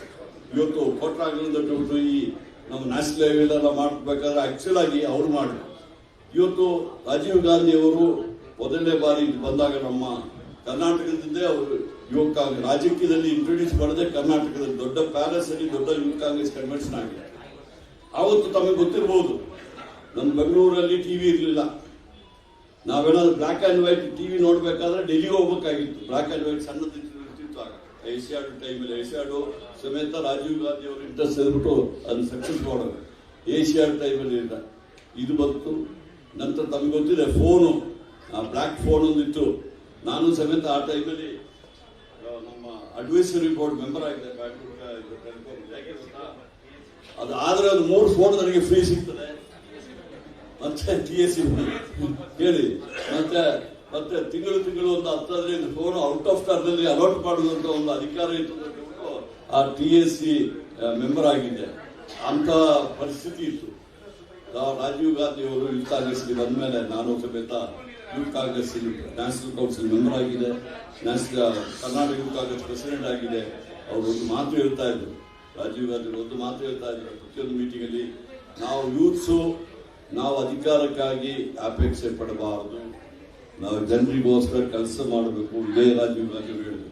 ಮತ್ತು ಇನ್ನೊಂದು ಮಾತು ಹೇಳಿದ್ರು ಅವತ್ತು, 19ನೇ ಸೆಂಚುರಿಯಲ್ಲಿ we miss the industrial revolution, we are not afford to miss this electronic revolution ಎಂಬ ಮಾತನ್ನು ಹೇಳಿ. ಅದು ಹೇಳಿ ಅವ್ರು ತಮ್ಗೆ ಗೊತ್ತಿರ್ಬೋದು, ಹ್ಯೂಮನ್ ರಿಸೋರ್ಸ್ ಈ ಪಾಪ್ಯುಲೇಷನ್ ಪ್ರತಿಯೊಬ್ಬರು ತಗೊಂಡಿದ್ದ ಒಂದು ಖರ್ಚು, ಈ ಪಾಪ್ಯುಲೇಷನ್ ದೇಶ ಹಾಳಾಗ್ತಾ ಇದೆ ಅಂತ ಹೇಳಿದಾಗ ರಾಜೀವ್ ಗಾಂಧಿ ಅವರು ಏನ್ ಮಾಡಿದಾರೆ ಅಂತ ಬಹುಶಃ ಹಲವಾರು ಜನರಿಗೆ ಗೊತ್ತಿರಕ್ಕಿಲ್ಲ. ನಮ್ದು ಎಜುಕೇಶನ್ ಡಿಪಾರ್ಟ್ಮೆಂಟ್ ಇದ್ದಿತ್ತು, ಅದನ್ನು ಚೇಂಜ್ ಮಾಡಿ ಹ್ಯೂಮನ್ ರಿಸೋರ್ಸಸ್ ಡಿಪಾರ್ಟ್ಮೆಂಟ್ ಮಾಡಿದವರೇ ರಾಜೀವ್ ಗಾಂಧಿ.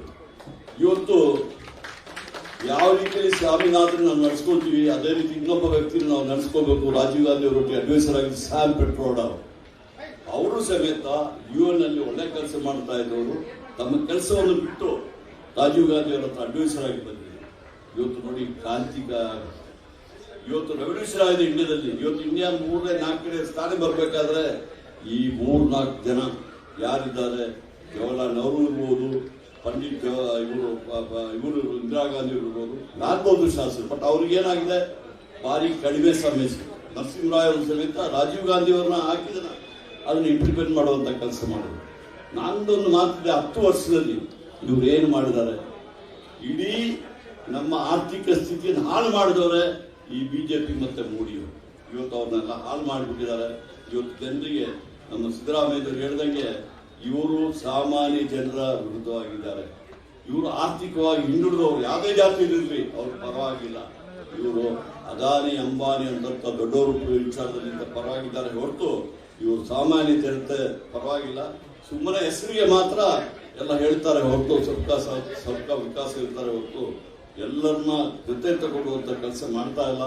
ಆದ್ರಿಂದ ಇವತ್ತು ನಾವೇನಾದ್ರೂ ನೆನೆಸ್ಕೊಳ್ಬೇಕಾದ್ರೆ, ಇವತ್ತು ನಮ್ಮ ರಾಷ್ಟ್ರ ಇಷ್ಟೊಂದು ಮಟ್ಟಿಗೆ ಬರಬೇಕಾದ್ರೆ ನಿಜವಾಗಿ ರಾಜೀವ್ ಗಾಂಧಿ ಅವರು ಮತ್ತೆ ರಾಜೀವ್ ಗಾಂಧಿ ಅವರು ಇರುವಾಗ ರಾಜಕೀಯದಲ್ಲಿ ನಾನು ಯಾರನ್ನೂ ಟಿಕೆಟ್ಗಾಗಿ ಹೋಗಿರಲಿಲ್ಲ.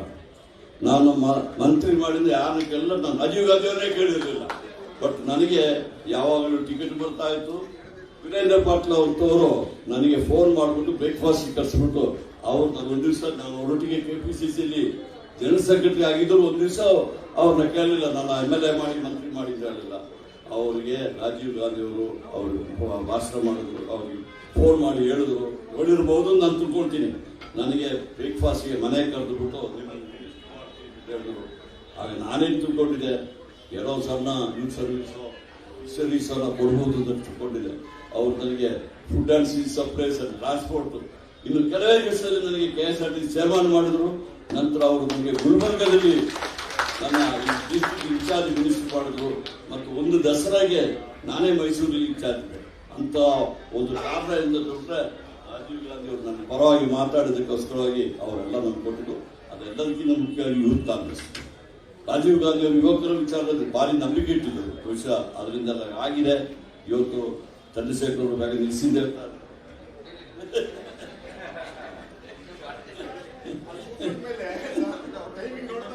ಕರೆಕ್ಟ್.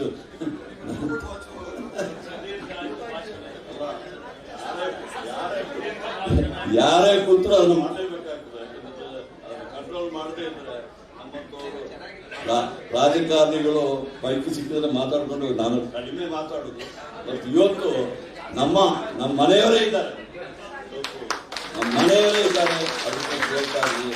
ಪ್ರತಿಯೊಬ್ಬ ಕಾಂಗ್ರೆಸ್ಸಿಗರು ಸಮೇತ ನಾವು ನಮ್ಮ ಸ್ವಾತಂತ್ರ್ಯ ಹೋರಾಟದಲ್ಲಿ ಪೂರ್ವಿಕರು ಮಾಡೋದಕ್ಕೆ ನಿಸ್ವಾರ್ಥವಾದ ಸೇವೆ ಮಾಡಲಿಕ್ಕೆ ನಾವು ತಯಾರಾಗಿರ್ಬೇಕು. ಈ ಮಾತುಗಳಲ್ಲಿ ದೇಶ ಜನ ಅನ್ನೋ ಮುಖ್ಯ ಮಾತು ಹೇಳಿ ಬಹುಶಃ ಇವತ್ತು ರಾಜೀವ್ ಗಾಂಧಿ ಅವ್ರನ್ನ ನೆನೆಸ್ಕೊಳ್ತಾ ಇದ್ದೀನಿ. ಬಹುಶಃ ಇನ್ನು ನಾನು ಮಾತಾಡ್ಲಿಕ್ಕೆ ಹೋದ್ರೆ ರಾಹುಲ್ ಗಾಂಧಿ ಅವರು ಅದರಿಂದ ರಾಹುಲ್ ಗಾಂಧಿ ವಿಚಾರ ನಾನೇನು ಮಾತಾಡೋದು ನಿಮಗೆಲ್ಲ ಗೊತ್ತಿದೆ.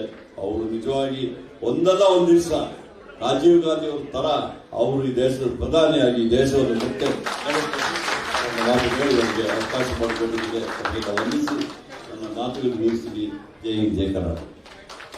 ಕಾಂಗ್ರೆಸ್ ಪಕ್ಷದ ಕೊಡುಗೆ ಮತ್ತೆ ಇಂದಿರಾ ಗಾಂಧಿ ಅವರ ದೇಶಕ್ಕೆ ಕೊಡುಗೆ, ವಿಶೇಷವಾಗಿ ರಾಜೀವ್ ಗಾಂಧಿ ಅವರ ಕೊಡುಗೆ ತಿಳಿಸಿರ್ತಕ್ಕಂಥ KJ ಜಾರ್ಜ್ ಸಾಹೇಬ್ ಅವರಿಗೆ ಧನ್ಯವಾದ ಹೇಳ್ತಾ, ಈಗ ಸಭೆಯನ್ನು ಉದ್ದೇಶಿಸಿ ಮಾತಾಡಲು ನಮ್ಮ ಮಂತ್ರಿಗಳಾದಂಥ ಈಶ್ವರ್ ಖಂಡ್ರೆ ಸಾಹೇಬರು ಮಾತಾಡಬೇಕಂತ ಕೋರ್ತೀನಿ. ಎಲ್ರಿಗೆ ನಮಸ್ಕಾರಗಳು. 5 ನಿಮಿಷ ಮಾತಾಡಬೇಕು. ನಮ್ಮೆಲ್ಲರ ನೆಚ್ಚಿನ ನಾಯಕರುಗಳು, ರಾಷ್ಟ್ರೀಯ ನಾಯಕರುಗಳಾದಂತ ದಿವಂಗತ ರಾಜೀವ್ ಗಾಂಧಿ ಅವರಿಗೆ ಮತ್ತು ದೇವರಾಜ್ ಅರಸು ಅವರಿಗೆ ನನ್ನ ನಮನಗಳನ್ನು ಸಲ್ಲಿಸುತ್ತಾ, ಇವತ್ತಿನ ಈ ಒಂದು ಕಾರ್ಯಕ್ರಮದ ಅಧ್ಯಕ್ಷ ಸ್ಥಾನವನ್ನು ಅಲಂಕರಿಸಿರುವ ಮಾನ್ಯ GC ಚಂದ್ರಶೇಖರ್ ಅವರ, ಮಾನ್ಯ ನಮ್ಮ ಹಿರಿಯ ಸಚಿವರಾದಂಥ ಜಾರ್ಜ್ ಅವರೇ, ಮಾನ್ಯ ದಿನೇಶ್ ಗುಂಡೂರಾವ್ ಅವರೇ, ಸಲೀಂ ಅಹಮದ್ ಅವರೇ, ಎಲ್ಲ ವೇದಿಕೆಯಲ್ಲಿ ಆಸೀನರಾದಂಥ ಎಲ್ಲ ನಮ್ಮ ಪಕ್ಷದ ಮೊಟ್ಟಮಾಜಿ ಅವರಿದ್ದಾರೆ, ಅಂಜನೇಯ ಅವರಿದ್ದಾರೆ, BBMP ನಾಯಕರಿದ್ದಾರೆ, ಉಪಸ್ಥಿತರಿರುವಂಥ ಎಲ್ಲ ಕಾಂಗ್ರೆಸ್ ಪಕ್ಷದ ಪದಾಧಿಕಾರಿಗಳೇ, ಮುಂಚೂಣಿ ಘಟಕದ ಅಧ್ಯಕ್ಷಗಳೇ, ಮಾಧ್ಯಮದ ಮಿತ್ರರೇ, ಬಂಧುಗಳೇ, ಜಿಲ್ಲಾ ಕಾಂಗ್ರೆಸ್ನ ಎಲ್ಲ 5 ಬೆಂಗಳೂರು ಬೃಹತ್ ಬೆಂಗಳೂರಿನ ಜಿಲ್ಲಾ ಅಧ್ಯಕ್ಷರುಗಳೇ, ಬಂಧುಗಳೇ, ಇವತ್ತು ನಾವೆಲ್ಲರೂ ಇಲ್ಲಿ ರಾಷ್ಟ್ರೀಯ ನಾಯಕರುಗಳಾದಂಥ ದಿವಂಗತ ರಾಜೀವ್ ಗಾಂಧಿ ಅವರದ್ದು ಮತ್ತೆ ದೇವರಾಜ್ ಅರಸ್ರವರ ಜನ್ಮ ದಿನೋತ್ಸವ ಆಚರಣೆಯಲ್ಲಿ ಭಾಗವಹಿಸ್ತಾ ಇದ್ದೀವಿ. ಇಬ್ಬರು ಮಹಾನ್ ನಾಯಕರುಗಳು ಈ ರಾಷ್ಟ್ರ ಕಂಡಂತ ಅಪರೂಪದ ರಾಜಕಾರಣಿಗಳು. ರಾಷ್ಟ್ರೀಯ ನಾಯಕರು, ಮಾಜಿ ಪ್ರಧಾನಮಂತ್ರಿಗಳಾದಂಥ ಮಾನ್ಯ ರಾಜೀವ್ ಗಾಂಧಿ ಅವರು ಇಡೀ ಜಗತ್ತು ಕಂಡಂತ ಒಬ್ಬ ಅಪರೂಪದ ಒಬ್ಬ ಸ್ಫೂರ್ತಿ ನಾಯಕ ಅಂತ ಹೇಳಬಹುದು. ಅವರ ಕಾರ್ಯಕಾಲದಲ್ಲಿ ಅವರ ಏನೊಂದು ದೂರದರ್ಶಿತ್ವ ಇತ್ತು, ಅವರ ಮುಂದಾಲೋಚನೆ, ಭಾರತ ರಾಷ್ಟ್ರ ಇಡೀ ಜಗತ್ತಿನಲ್ಲೇ ಮಾದರಿ ಒಂದು ಬಲಿಷ್ಠವಾದಂತ ರಾಷ್ಟ್ರ ಆಗಬೇಕು ಅಂತ ಹೇಳಿ 21ನೇ ಶತಮಾನಕ್ಕೆ ನಮ್ಮ ರಾಷ್ಟ್ರಕ್ಕೆ ಕರ್ಕೊಂಡು ಹೋಗಬೇಕು ಅನ್ನುವಂತ ಒಂದು ಕನಸಿಟ್ಕೊಂಡಂತವರು ಮಾನ್ಯ ರಾಜೀವ್ ಗಾಂಧಿ ಅವರು. ಇವತ್ತು ನನಗೆ ರಾಜೀವ್ ಗಾಂಧಿ ಅವರ ಬಗ್ಗೆ ಬಹಳಷ್ಟು ಅಭಿಮಾನ ಇದೆ, ಗೌರವ ಇದೆ. ಏಕೆ ಅಂತ ಹೇಳಿದ್ರೆ 85ರಲ್ಲಿ ನಾನು ನನ್ನ ಇಂಜಿನಿಯರಿಂಗ್ ಪದವಿ ಮುಗಿಸಿದ ಮೇಲೆ ನಮ್ಮ ತಂದೆಯವರು ನನಗೆ ಸೇವಾದಳದಲ್ಲಿ ಸೇರ್ಪಡೆ ಮಾಡಿ ಕಲ್ಕತ್ತಾದಲ್ಲಿ ಒಂದು ನ್ಯಾಷನಲ್ ಟ್ರೈನಿಂಗ್ ಕ್ಯಾಂಪ್ ನಡೀತಾ ಇತ್ತು. 15 ದಿವಸದ ಕ್ಯಾಂಪ್. ಆವಾಗ ಬಹಳ ಕಠಿಣವಾದಂತಹ ಒಂದು ಕ್ಯಾಂಪ್, ಈಗ ಇತ್ತೀಚೆಗೆ ಇಲ್ಲದು. ಆ ಕ್ಯಾಂಪ್ಗೆ ನೀನು ಹೋಗಲೇಬೇಕು ಅಂತ ಹೇಳಿದಾಗ ನಾನು ಕಲ್ಕತ್ತಾ ರವೀಂದ್ರನಾಥ್ ಟ್ಯಾಗೋರ್ ಸ್ಟೇಡಿಯಂ ನಲ್ಲಿ ಕ್ಯಾಂಪ್ ನಲ್ಲಿ ಹೋಗಿ ಭಾಗವಹಿಸಿದ್ದೆ. ನಮಗೆ ಕೊನೆ ದಿವಸ ಸಮಾರಂಭಕ್ಕೆ ಇವತ್ತು ಅಂದಿನ ಪ್ರಧಾನಮಂತ್ರಿಗಳಾದಂತ ಮಾನ್ಯ ರಾಜೀವ್ ಗಾಂಧಿ ಅವರು ಆಗಮಿಸಿದ್ರು. ಅವತ್ತು ನಾನು ಪ್ರಪ್ರಥಮವಾಗಿ ದಿವಂಗತ ರಾಜೀವ್ ಗಾಂಧಿ ಅವರಿಗೆ ಭೇಟಿಯಾದೆ. ಅವರು ಬರಕ್ಕಿಂತ ಮುಂಚಿತವಾಗಿ ನಾವೆಲ್ಲ ಸಾಲಾಗಿ ನಿಂತಿದ್ದೇವೆ, ಅವರ ಆಗಮನವನ್ನು ಕಾಯ್ತಾ ಕೂತಿದ್ದೇವೆ. ನನಗೆ ಒಂದು ಕಡೆ ಏನು ಬೇಜಾರ, ಲೇಟ್ ಆಯ್ತು ಬಂದಿಲ್ಲ ಅಂತ ಹೇಳಿ. ಆದರೆ ಯಾವ ಕ್ಷಣದಲ್ಲಿ ನಾನು ರಾಜೀವ್ ಗಾಂಧಿ ಅವರಿಗೆ ನೋಡಿದೆ, ಅವ್ರ ಮುಖ ನೋಡಿದ್ರೇನೆ ಎಷ್ಟು ಅಸನ್ಮುಖವಾದಂತಹ ಒಂದು ಮುಖ.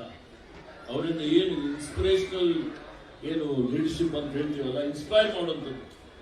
ಯಾರು ಸುಮ್ಮನೆ ನೋಡಿದ್ರು ಅವ್ರಿಗೆ ಸ್ಫೂರ್ತಿ ಬರಬೇಕು, ಅವ್ರಿಗೆ ಅವರಿಂದ ಪ್ರೇರಣೆ ಬರಬೇಕು. ಅಂತ ಸ್ಫೂರ್ತಿ, ಅಂತ ಪ್ರೇರಣೆ ಬರುವಂತ ನಾಯಕರು ಇಡೀ ಜಗತ್ತಿನಲ್ಲಿ ಯಾರಾದ್ರಿದ್ರೆ ಅದು ದಿವಂಗತ ರಾಜೀವ್ ಗಾಂಧಿ ಅವರು ಅಂತ ಬಹಳ ಹೆಮ್ಮೆಯಿಂದ ಹೇಳಬೇಕು. ಇವತ್ತು ರಾಜೀವ್ ಗಾಂಧಿ ಅವರೇ ನಮಗೆ ರಾಜಕೀಯದಲ್ಲಿ ನನಗೆ ರೋಲ್ ಮಾಡೆಲ್.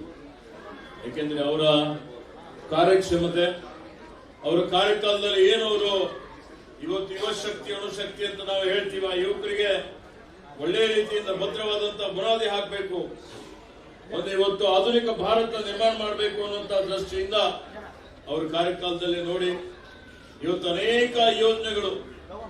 ಇವತ್ತು 1987ರಲ್ಲಿ ಅವರು ಸಂಸದರಾಗಿದ್ದಂತಹ ಸಂದರ್ಭದಲ್ಲಿ ಏಷ್ಯನ್ ಗೇಮ್ಸ್ ಇಡೀ ಇವತ್ತು ಏಷ್ಯಾ ಖಂಡದಲ್ಲಿ ಅತ್ಯುತ್ತಮವಾಗಿ ಒಂದು ಇಡೀ ಜಗತ್ತಿಗೆ ಮಾದರಿಯಾದಂತಹ ಏಷ್ಯನ್ ಗೇಮ್ಸ್ ನಡೆಸಿ ಏನ್ ನಮ್ಮ ರಾಜಧಾನಿಯಾದಂತಹ ದೆಹಲಿಯಲ್ಲಿ ಎಲ್ಲಾ ರೀತಿಯ ಮೂಲಸೌಕರ್ಯಗಳು, ಸೇತುವೆಗಳು, ರಸ್ತೆ, ಎಲ್ಲಾ ರೀತಿಯಲ್ಲಿ ಬೆಳವಣಿಗೆ ಅಭಿವೃದ್ಧಿ ಮಾಡಿದಂತ ಕೀರ್ತಿ ಯಾರಿಗಾದ್ರೂ ಸಲ್ಲದ್ರೆ ಅದು ದಿವಂಗತ ರಾಜೀವ್ ಗಾಂಧಿ ಅವರಿಗೆ ಸಲ್ಲುತ್ತದೆ. ಇವತ್ತು ನಮ್ಮೆಲ್ಲರ ನೆಚ್ಚಿನ ನಾಯಕಿಯಾದಂತಹ ಶ್ರೀಮತಿ ಇಂದಿರಾ ಗಾಂಧಿ ಅವರು, ಅವ್ರ ಹತ್ಯೆ ಆಗಿದ್ದಾಗೆ ದೇಶಕ್ಕಾಗಿ ಅವರು ತಮ್ಮ ಜೀವನ ಬಲಿದಾನ ಕೊಟ್ಟರು. ಅಂತ ಕಷ್ಟಕರವಾದಂತಹ ಒಂದು ಸಮಯದಲ್ಲಿ ಸಹಿತ ಭಾವೋದ್ವೇಗ ಎಲ್ಲವನ್ನು ಹತ್ತಿಕ್ಕಿ ಅವರು ಈ ರಾಷ್ಟ್ರದ ಆಡಳಿತ ಚುಕ್ಕಾಣಿ ಹಿಡಿತಾರೆ. ಅಂತ ಕಷ್ಟದಲ್ಲಿ ಚುಕ್ಕಾಣಿ ಹಿಡಿದು ಅವರ ಕಾರ್ಯಕಾಲದಲ್ಲಿ ನೋಡಿ ನಮಗೆ ರಾಷ್ಟ್ರಕ್ಕೆ ಸ್ವಾತಂತ್ರ್ಯ ತಂದುಕೊಟ್ಟಂತ ನೆಹರೂಜಿಯವರಿಗಿಂತಲೂ ಎಲ್ಲಕ್ಕಿಂತ ಜಾಸ್ತಿ ದೇಶದ ಇತಿಹಾಸದಲ್ಲೇ 401 ಸ್ಥಾನಗಳು ಲೋಕಸಭೆಯಲ್ಲಿ ಗೆದ್ದಿದ್ದಂಥದ್ದು ಕೀರ್ತಿ ಮತ್ತೆ ಯಾರಿಗಾದ್ರೂ ಸಲ್ಲದ್ರೆ ಅದು ದಿವಂಗತ ರಾಜೀವ್ ಗಾಂಧಿ ಅವರಿಗೆ. ಇವತ್ತು ಅವರು ಬಹಳಷ್ಟು ಅಂತಾರಾಷ್ಟ್ರೀಯ ಮಟ್ಟದಲ್ಲಿ ಹೆಸರನ್ನು ಮಾಡಿ ಇವತ್ತೇನು ಸಂಪರ್ಕ ಕ್ಷೇತ್ರದಲ್ಲಿ ಏನು ಕ್ರಾಂತಿಯನ್ನು ಮಾಡಿದ್ದಾರೆ.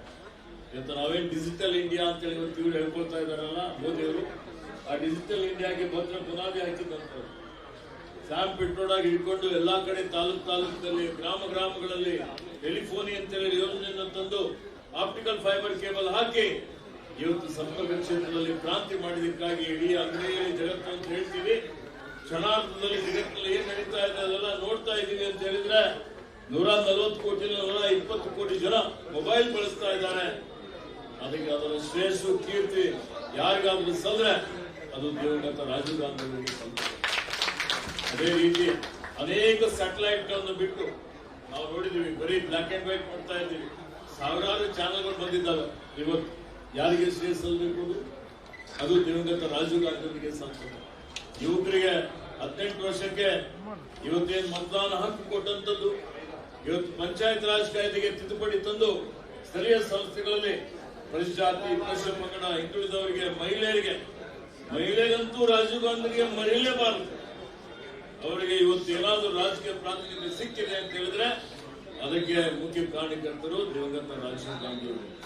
ಹಾಗಾಗಿ ಅವರು ಮಾಡಿದಂತ ಅನೇಕ ಕಾರ್ಯಕ್ರಮ, ಅನೇಕ ಯೋಜನೆಗಳು ಈ ದೇಶವನ್ನು ಬಲಿಷ್ಠವಾಗಿ ಇವತ್ತು ಆರ್ಥಿಕ ನೀತಿ ಸರಳೀಕರಣ ಮಾಡಿದಂಥದ್ದು, ಇವತ್ತು ನಮಗೆ ಸ್ವಾಭಿಮಾನದಿಂದ ತಲೆ ಎತ್ತಿ ನಡೆಯುವಂತ ಮಾಡುವಂತ ಕೀರ್ತಿ ದಿವಂಗತ ರಾಜೀವ್ ಗಾಂಧಿ ಅವರಿಗೆ ಸಲ್ತದೆ. ನಮ್ದೇನು ಇವತ್ತು ಮಾನವ ಸಂಪನ್ಮೂಲ ಇದೆ ದೇಶದಲ್ಲಿ, ಅನೇಕ ಜನ ವೈದ್ಯರಾಗಿದ್ದಾರೆ, ಡಾಕ್ಟರ್ ಆಗಿದ್ದಾರೆ, ವಿಜ್ಞಾನಿಗಳಾಗಿದ್ದಾರೆ, ದೊಡ್ಡ ದೊಡ್ಡ ದೇಶದಲ್ಲಿ ಕಂಪನಿಗಳಿಗೆ ಕೆಲಸ ಮಾಡ್ತಾ ಇದ್ದಾರೆ. ಅದಕ್ಕೆಲ್ಲ ಸ್ಫೂರ್ತಿ, ಅದಕ್ಕೆಲ್ಲ ಬುನಾದಿ ಹಾಕಿದಂಥವರು ದಿವಂಗತ ರಾಜೀವ್ ಗಾಂಧಿ ಅವರು. ನಮ್ಮೆಲ್ಲರಿಗೆ ಮಾದರಿ ಆಗಿದ್ದಂಥವರು. ಇವತ್ತು ಜಗತ್ತಲ್ಲಿ ನಮ್ಮ ನೆರೆ ರಾಷ್ಟ್ರದಲ್ಲಿ ಶಾಂತಿ ಇರಬೇಕು ಅನ್ನೋ ದೃಷ್ಟಿಯಿಂದ ಇವತ್ತು ಶಾಂತಿ ಪಡೆ ಕಳಿಸಿಕೊಟ್ಟು ಇವತ್ತು ಅದರಿಂದ ಅವ್ರಿಗೆ ಇವತ್ತು ಈ ದೇಶಕ್ಕಾಗಿ ಇವತ್ತು ಶಾಂತಿಗಾಗಿ ತಮ್ಮ ಜೀವನ ಬಲಿದಾನ ಕೊಟ್ಟಂಥವ್ರು. ಇವತ್ತು ನಮ್ಮೆಲ್ಲರಿಗೆ ಅವರು ಇರ್ತಿದ್ರು ಅಂತ ಹೇಳಿದ್ರೆ 2047ರಲ್ಲಿ ವಿಕಸಿತ ಭಾರತ ಅಂತ ಹೇಳ್ತಾರೆ. 2047 ಅಲ್ಲ, 2025ಕ್ಕೆ ನಾವು ಇಡೀ ಜಗತ್ತಿಗೆ ಮಾದರಿಯಾದಂತಹ ವಿಶ್ವದ ನಂಬರ್ 1 ರಾಷ್ಟ್ರ ಆಗಲಿಕ್ಕೆ ಸಾಧ್ಯ ಆಗ್ತಿತ್ತು ಅಂತ ನೀವು ಯಾರು ಬರ್ತಾ ಇರಲಿಲ್ಲ. ಅಂಥವ್ರಿಗೆ ಇವತ್ತು ನಾವು ಚಿಕ್ಕ ವಯಸ್ಸಿನಲ್ಲಿ 40 ವಯಸ್ಸಿನಲ್ಲಿ ಅವರು ಪ್ರಧಾನಮಂತ್ರಿಗಳಾದ ಅತ್ಯಂತ ಕಿರಿಯ ವಯಸ್ಸಿನಲ್ಲಿ ಇವತ್ತು ಅದಕ್ಕೆ ಅವ್ರ ಬಗ್ಗೆ ಎಷ್ಟು ಹೇಳಿದ್ರು ಕಡಿಮೆನೇ ಇದೆ. ಹೀಗಾಗಿ ದೇವರಾಜ ಅರಸು ಬಗ್ಗೆ ಈಗಾಗಲೇ ಸಾಕಷ್ಟು ಜನ ಮಾತನಾಡಿದ್ದಾರೆ. ಸಾಮಾಜಿಕ ನಾಯಕರಂತೂ ಇವತ್ತು ಏನು ನಮ್ಮಲ್ಲಿ ಭೂ ಸುಧಾರಣೆ ಕಾಯ್ದೆ ತಂದು ಬಲವರು ಪದ್ಧತಿ ನಿರ್ಮೂಲನೆ ಮಾಡಿ ಕಾರ್ಮಿಕರಿಗಾಗಿ, ಬಡವರಿಗಾಗಿ ಇಂದಿರಾ ಗಾಂಧಿ ಅವರು 20 ವರ್ಷಗಳ ಕಾರ್ಯಕ್ರಮವನ್ನು ಜಾರಿಗೆ ತಂದಂತವರು ಎಲ್ಲರಿಗೂ ಮಾದರಿಯಾದಂತಹ ನಾಯಕರು.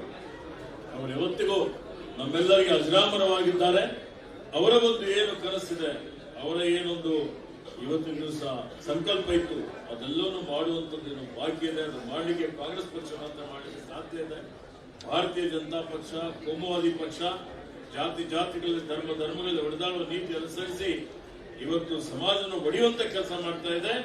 ಈ ರಾಷ್ಟ್ರವನ್ನು ಬಲಿಷ್ಠ ಮಾಡಬೇಕು ಅಂತ ಹೇಳಿದ್ರೆ ಮತ್ತೆ ಮಾನ್ಯ ರಾಹುಲ್ ಗಾಂಧಿಯವರು, ಮಾನ್ಯ ಮಲ್ಲಿಕಾರ್ಜುನ್ ಖರ್ಗೆಜಿಯವರು, ಸೋನಿಯಾ ಗಾಂಧೀಜಿಯವರು, ಮಾನ್ಯ ಸಿದ್ದರಾಮಯ್ಯಜಿಯವರು, DK ಶಿವಕುಮಾರ್ ಅವರು, ಅವರೆಲ್ಲರ ನೇತೃತ್ವದಲ್ಲಿ ಮುಂಬರುವಂತಹ ದಿನಮಾನಗಳಲ್ಲಿ ನಾವು ಪಕ್ಷವನ್ನು ಸಂಘಟನೆ ಮಾಡಿ ಮತ್ತೆ ಮುಂದೆ ಇವತ್ತು ರಾಜ್ಯದಲ್ಲಿ ಅಷ್ಟೇ ಅಲ್ಲ ದೇಶದಲ್ಲಿನೂ ಕಾಂಗ್ರೆಸ್ ಪಕ್ಷ ಕೇಂದ್ರದಲ್ಲಿ ಅಧಿಕಾರದ ಚುಕ್ಕಾಣಿ ಹಿಡಿಬೇಕು, ಮಾನ್ಯ ರಾಹುಲ್ ಗಾಂಧಿ ಅವರು ಪ್ರಧಾನಮಂತ್ರಿ ಆಗಬೇಕು ಅನ್ನುವಂತಹ ಒಂದು ಸಂಕಲ್ಪ ಅನ್ನುವಂತ ಮಾತನ್ನು ಹೇಳಿ ಇಬ್ಬರು ಮಾನ್ಯರಿಗೆ ಮತ್ತೊಮ್ಮೆ ನಮನಗಳನ್ನು ಸಲ್ಲಿಸಿ ಮಾತು ಮುಗಿಸ್ತಾರೆ. ಜೈ ಜೈ ಕರ್ನಾಟಕ, ಜೈ ಕರ್ನಾಟಕ.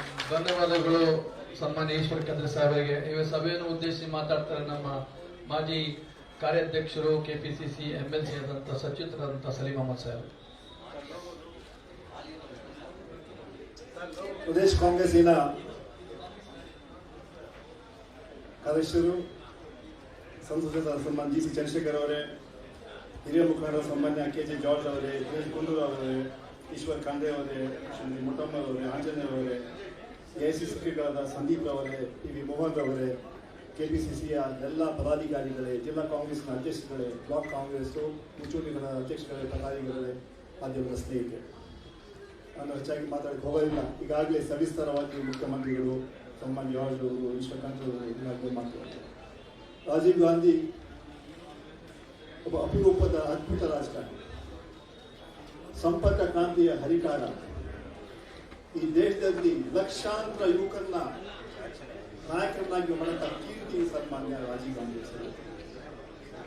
ಇವತ್ತು ಈ ರಾಷ್ಟ್ರ ಅಭಿವೃದ್ಧಿ ಆಗಬೇಕಾದ್ರೆ, ದೇಶ ಬೆಳವಣಿಗೆ ಆಗಬೇಕಾದ್ರೆ, ದೇಶ ಸುಭದ್ರವಾಗಿರ್ಬೇಕಾದ್ರೆ ಅದು ಯುವಕರಿಂದ ಮಾತ್ರ ಸಾಧ್ಯ ಅಂತ ಚಿಂತನೆ ಸನ್ಮಾನ್ಯ ರಾಜೀವ್ ಗಾಂಧಿ.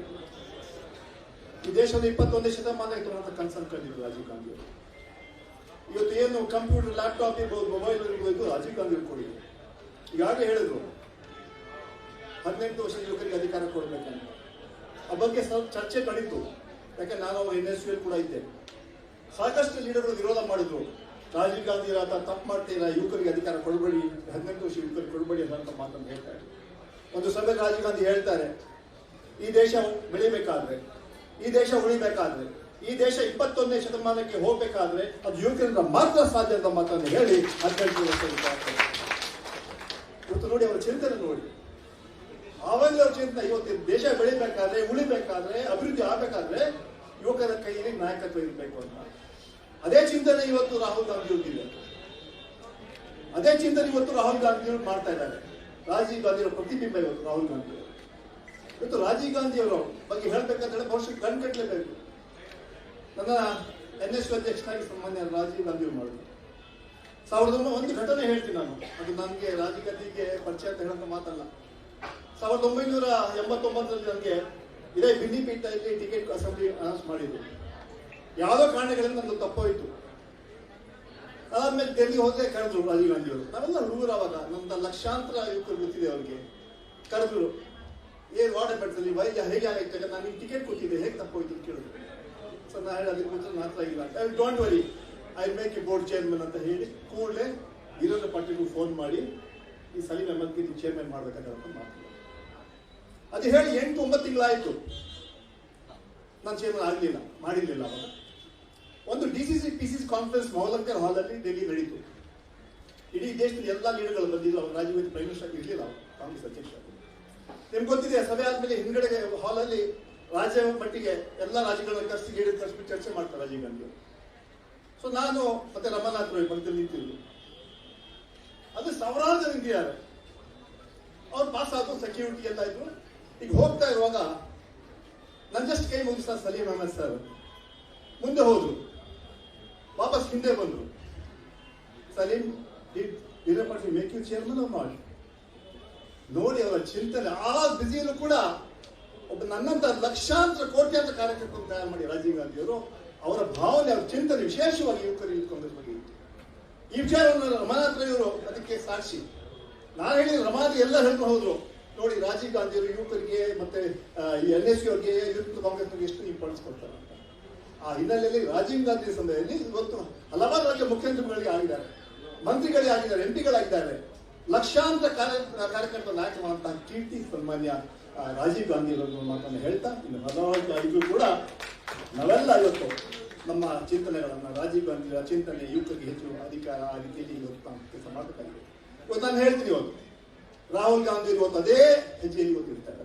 ಪ್ರತಿಯೊಂದು ಸಭೆಯಲ್ಲಿ ಹೇಳ್ತಾರೆ, ಯುವಕರಿಗೆ ಶಕ್ತಿ ಬರಬೇಕು, ಯುವಕರಿಗೆ ಹೋರಾಟ ಅಧಿಕಾರ ಕೊಡಬೇಕು, ಯುವಕರಿಗೆ ನಾನು ಅವಕಾಶ ಮಾಡಿಕೊಟ್ಟು ಹೇಳಂತ ಮಾತು ಹೇಳ್ತಾರೆ.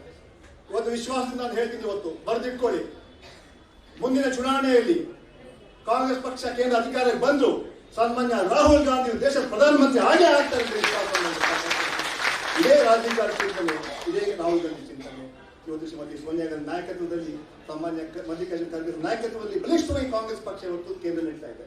ಇವತ್ತು ಭಾರತೀಯ ಜನತಾ ಪಾರ್ಟಿ ಎಲ್ಲಿ, ಇವತ್ತು ನರೇಂದ್ರ ಮೋದಿ ಅವರು ಅಬ್ ಕಿ ಬಾರ್ 400 ಪಾರ್ ಹೇಳಿದ್ರು. ಎಲ್ಲಿ 400 ಪಾರ್ ಆಯ್ತು? ಜನ ಮನೆಗೆ ಕಳಿಸ್ಬಿಟ್ಟು ಕೇರಳದಿಂದ 25 ಸೀಟ್ ಬರ್ತಾ ಇದೆ. ಕೇಂದ್ರ ನಮ್ಮ ಸರ್ಕಾರ ಅಧಿಕಾರಕ್ಕೆ ಬರ್ತಾ ಇತ್ತು, 240 ಇದ್ರು. ಸಬ್ಕಾ ಸಾಥ್ ಸಬ್ಕಾ ವಿಕಾಸ್ ಅಂತ ಹೇಳಿದ್ರು. ಯಾವ ವಿಕಾಸ ಮಾಡಲಿಲ್ಲ, ಸಬ್ಕಾ ಸಾಥ್ ಮಾಡಲಿಲ್ಲ. ಯಾರು ಹೇಳಿದಾಗ ಸಬ್ಕಾ ವಿನಾಶ ಮಾಡಿದ್ರು. ಅದರಿಂದ ಇವತ್ತು ನಾವು ರಾಜೀವ್ ಗಾಂಧಿಯವರ ಕಾಂಗ್ರೆಸ್ ಪಕ್ಷದ ಈ ಸಿದ್ಧಾಂತಗಳನ್ನು ನಡಿಬೇಕು. ಇವತ್ತು ರಾಜೀವ್ ಗಾಂಧಿ ಆದರ್ಶಗಳ ಮೇಲೆ ನಾವು ನಡಿಬೇಕಾಗಿದೆ. ಅದೇ ರೀತಿ ದೇವರಸ್ ಅವರ ಚಿಂತನೆ ಈಗಾಗಲೇ ಹಲವಾರು ಮುಖಂಡರು ಹೇಳ್ತಾರೆ. ಅವರ ಸಾಮಾಜಿಕವಾಗಿ ಬಡವರಿಗೆ ದೊಡ್ಡ ಶಕ್ತಿ ಕೊಡುವಂತಹ ಧೀಮಂತ ನಾಯಕ ದೇವರಸ್ ಅವರು. ಅವರ ಆದರ್ಶಗಳನ್ನು ಕೂಡ ನಾವು ಇಟ್ಕೊಂಡು ನಾವು ಕೆಲಸ ಮಾಡಬೇಕು ಅನ್ನೋ ಮಾತನ್ನ ಹೇಳ್ತಾ, ವಿಶೇಷವಾಗಿ ಇವತ್ತು ಬಹಳ ಸಂತೋಷದಿಂದ ಇವತ್ತು ಈ ಕಾರ್ಯಕ್ರಮ ನಾವು ಭಾಗಿದ್ದೀವಿ. ಅದು ರಾಜೀವ್ ಗಾಂಧಿ ನಮ್ಮ ಜೊತೆ ಇಲ್ಲ, ಅವ್ರು ಇರ್ತಾ ಇದ್ದಾರೆ. ಬಹುಶಃ ಒಂದು 15 ವರ್ಷ ಈ ದೇಶದ ಪ್ರಧಾನಮಂತ್ರಿಯಾಗಿ ಕನಿಷ್ಠವಾಗಿ ಇರ್ತಾ ಇದ್ರು. ಈ ದೇಶದ ಐಕ್ಯತೆಗೆ ತಮ್ಮ ಪ್ರಾಣವನ್ನು ಅರ್ಪಣೆ ಮಾಡಿದ್ದಾರೆ, ಈ ದೇಶಕ್ಕೆ ಬಲಿದಾನ ಕೊಟ್ಟಿದ್ದಾರೆ. ಅವ್ರನ್ನ ನಾವು ಸ್ಮರಿಸ್ಕೋಬೇಕು. ಅವರ ಆದರ್ಶಗಳ ಮೇಲೆ, ಅವರ ಚಿಂತನೆಗಳ ಮೇಲೆ, ವಿಶೇಷವಾಗಿ ನಮ್ಮ ಯುವಕರಿಗೆ, ಮಹಿಳೆಯರಿಗೆ ಕೊಟ್ಟಂತಹ ಶಕ್ತಿಯನ್ನ, ಯಾರು ಶಕ್ತಿ ಕೊಟ್ಟಿದ್ದಾರೆ ಅದನ್ನ ನೆನೆಸ್ಕೊಂಡು ಕಾಂಗ್ರೆಸ್ ಪಕ್ಷಕ್ಕೆ ನಾವೆಲ್ಲ ಸೇರಿ ಒಟ್ಟಾಗಿ ಸೇರಿ ಕೆಲಸ ಮಾಡಬೇಕು ಅಂತ ಮಾತನ್ನು ಹೇಳಿ 12 ಮಾತುಗಳನ್ನು ಮುಗಿಸ್ತಾ ಇದ್ದೀವಿ. ಜೈ ಹಿಂದ್, ಜೈ ಕಾಂಗ್ರೆಸ್. ಧನ್ಯವಾದಗಳು ಸಲೀಂ ಅಹಮದ್ ಸಾಹೇಬರಿಗೆ. ಈಗ ಸಭೆಯನ್ನು ಉದ್ದೇಶಿಸಿ ನಮ್ಮ ಹಿರಿಯ ನಾಯಕಿ ಬೋಟಮ್ಮ ಅವರು ಮಾತಾಡ್ತಾರೆ.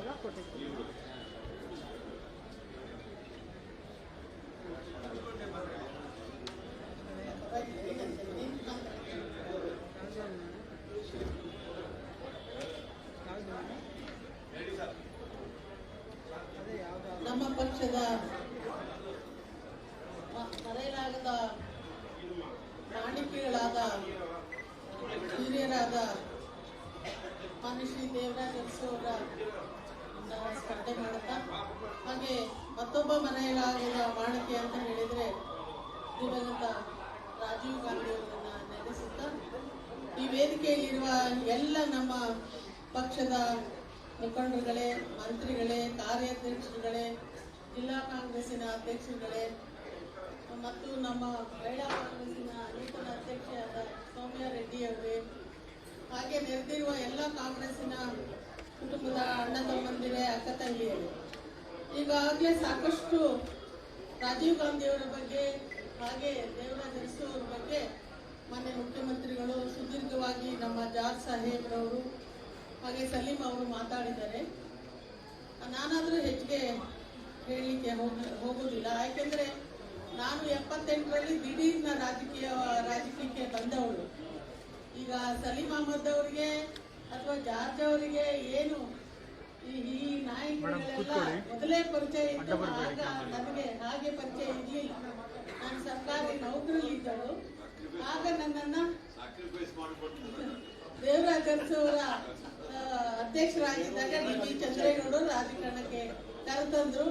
ದೇವರಾಜ್ ಅರಸು ಅವರ ಆಶೀರ್ವಾದದಿಂದ ಹಾಗೂ ಶ್ರೀಮತಿ ಇಂದಿರಾ ಗಾಂಧಿ ಅವರ ಆಶೀರ್ವಾದದಿಂದ ಹಾಗೂ ರಾಜೀವ್ ಗಾಂಧಿ ಅವರ ಆಶೀರ್ವಾದದಿಂದ ಇಲ್ಲಿಯ ತನಕ ರಾಜಕಾರಣವನ್ನು ಮಾಡ್ಕೊಂಡು ಬರಲಿಕ್ಕೆ ನನಗೆ ಸಾಧ್ಯ ಆಯಿತು. ಹಾಗಾಗಿ ಅವರುಗಳಿಗೆ ನನ್ನ ಕೃತಜ್ಞತಾ ಪೂರ್ವಕವಾದ ನಮನಗಳನ್ನು ಸಲ್ಲಿಸ್ತೇನೆ.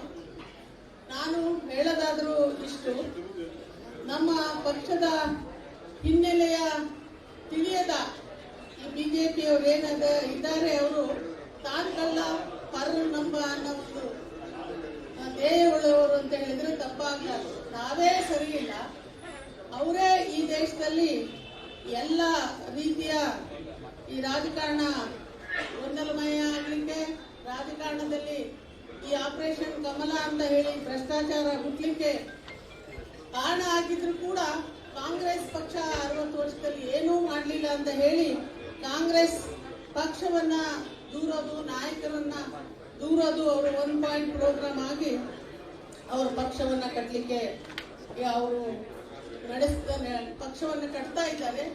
ಇವತ್ತು ನಮ್ಮ ಮುಖ್ಯಮಂತ್ರಿಗಳ ಬಗ್ಗೆ ಈ ಆಪಾದನೆ ತಂದಿದ್ರು ಕೂಡ ಇಂಥದೇ ನಾನು ಹೇಳಿದಾಗೆ ತಾನು ಕಳ್ಳ ಪರನಂಬ ಅನ್ನೋ ಉದ್ದೇಶ ಇಟ್ಕೊಂಡು ಈಗ ಏನು ಹಿಂದೆ ಅವರ ನಾಯಕರುಗಳು ಜೈಲಿಗೆ ಹೋಗಿದ್ರು, ಬೇಲ್ ಇಲ್ದಲೆ ಕೂಳ್ತಿದ್ರು, ಅದರ ಹಿನ್ನೆಲೆ ಇಟ್ಕೊಂಡು ಒಂದು ಸಣ್ಣ ಪ್ರಕರಣವನ್ನ ಮಾನ್ಯ ಮುಖ್ಯಮಂತ್ರಿಗಳ ಮೇಲೆ ಇಟ್ಕೊಂಡು ಇವತ್ತು ದೊಡ್ಡ ಪ್ರತಿಭಟನೆಯನ್ನ ಮಾಡ್ತಾ ಇದ್ದಾರೆ. ಜನ ಯಾರು ಇದನ್ನ ಒಪ್ಪೋದಿಲ್ಲ. ನಾನು ಕೂಡ ಹೇಳಿದ್ದೆ, ಯಾಕೆಂತ ಹೇಳಿದ್ರೆ ಯಾರಿಗೆ ಯಾವುದೇ ಒಂದು ಇದರಲ್ಲಿ ಸಿಕ್ಕಂತ ಅವಕಾಶಗಳು ಇದು ಸರಿ ಇಲ್ಲ ಅಂತ ಹೇಳಿದ್ರೆ ಆ ಅವಕಾಶವನ್ನು ಬದಲಾಯಿಸಿಕೊಳ್ಳೋ ಹಕ್ಕು ಅವ್ರಿಗಿರ್ತದೆ. ನಾವು ಕೂಡ ನಮ್ಮ MLA ಸೊಸೈಟಿಯಿಂದ ನಮಗೆ ಸೈಟ್ ಕೊಟ್ಟಾಗ ಈ ಅದನ್ನೆಲ್ಲ ನಾವು ಬದಲಾವಣೆ ಮಾಡ್ಕೊಳ್ತೀವಿ. ಯಾಕೆಂತ ಹೇಳಿದ್ರೆ ಇಲ್ಲಿತ್ತು RME ಲೇಔಟ್ ಅಲ್ಲಿ ನಾವೆಲ್ಲ ಡಾಲರ್ ಕಾಲೋನಿ ಅಲ್ಲಿ ನಾವು ಸೈಟ್ ಅನ್ನ ಬದಲಾವಣೆ ಮಾಡಿಸ್ಕೊಂಡು ದೊಡ್ಡ ಆಪಾದನೆ ಅಂತ ಆಗೋದಿಲ್ಲ. ಅದರಲ್ಲಿ ಯಾವುದೇ ಕೈವಾಡ ಇಲ್ಲ. ಆದ್ರೆ ಉಳುಕನ್ನ ಉಳ್ಕೊಂಡು ಹೋಗೋರು ಬಿಜೆಪಿ ಪಕ್ಷದವರ ಕೆಲಸ ಆಗಿದೆ. ಇದನ್ನ ಎಲ್ಲಿವರೆಗೂ ಅವರು ಮುಂದುವರಿಸಲಿಕ್ಕೆ ಸಾಧ್ಯ ನೋಡೋಣ. ನಮ್ಮ ಜನ ನಮ್ಮ ಪಕ್ಷದಲ್ಲಿ ಒಂದು ಒಗ್ಗಟ್ಟು ಒಮ್ಮತ, ನಮ್ಮ ಪಕ್ಷದ ಜನಪರ ಕಾರ್ಯಕ್ರಮಗಳನ್ನ ನಡೆಸ್ಕೊಂಡು ಹೋಗ್ತಾರೆ ಅಂತ ಜನ ಒಪ್ತಾರೆ. ಅಲ್ಲಿವರೆಗೂ ಕಾಂಗ್ರೆಸ್ ಶಾಶ್ವತವಾಗಿರುತ್ತೆ ಮತ್ತು ಅದು ಸ್ಟ್ರಾಂಗ್ ಆಗಿರುತ್ತೆ ಅನ್ನೋ ಮಾತನ್ನ ಹೇಳ್ತಾ ನಾವೆಲ್ಲರೂ ಕಾಂಗ್ರೆಸ್ ಪಕ್ಷದ ಪರವಾಗಿ ನಮ್ಮ ನಾಯಕರುಗಳ ಧ್ಯೇಯ ಉದ್ದೇಶ ಅವರು ನಡೆದು ಬಂದ ದಾರಿಯನ್ನ ಜೀವನದಲ್ಲಿ ನಾವು ಮಾರ್ಗದರ್ಶನ ಮಾಡ್ಕೊಂಡು ಹೋದ್ರೆ, ಅವರ ಮಾರ್ಗದರ್ಶನವನ್ನು ನಾವು ಇಟ್ಕೊಂಡು ಹೋದ್ರೆ ಖಂಡಿತ ನಾವು ಕೂಡ ಯಶಸ್ವಿ ರಾಜಕಾರಣಿಗಳಾಗಲಿಕ್ಕೆ ಸಾಧ್ಯ ಆಗುತ್ತೆ ಅನ್ನೋ ಮಾತನ್ನು ಹೇಳಿ ಒಂದು ಮಾತನ್ನು ಹೇಳ್ಬೇಕಾಗುತ್ತೆ. ದೇವರಾಜ್ ಅರಸು ಅವರು ಮತ್ತೆ ಮೇಡಮ್ ಇಂದಿರಾಜಿ ಅವರಲ್ಲಿ ಭಿನ್ನಾಭಿಪ್ರಾಯ ಯಾಕೆ ಬಂತು ಅಂತ ಯಾರಿಗೂ ಗೊತ್ತಿಲ್ಲ. ಅದು ತಂದಾಕಿದವರು ಯಾರು, ಯಾಕೆ ಅವ್ರನ್ನ ಬೇರ್ಪಡಿಸಿದ್ರು ಅಂತ ಯಾರಿಗೂ ಗೊತ್ತಿಲ್ಲ, ನನಗೂ ಕೂಡ ಗೊತ್ತಿಲ್ಲ.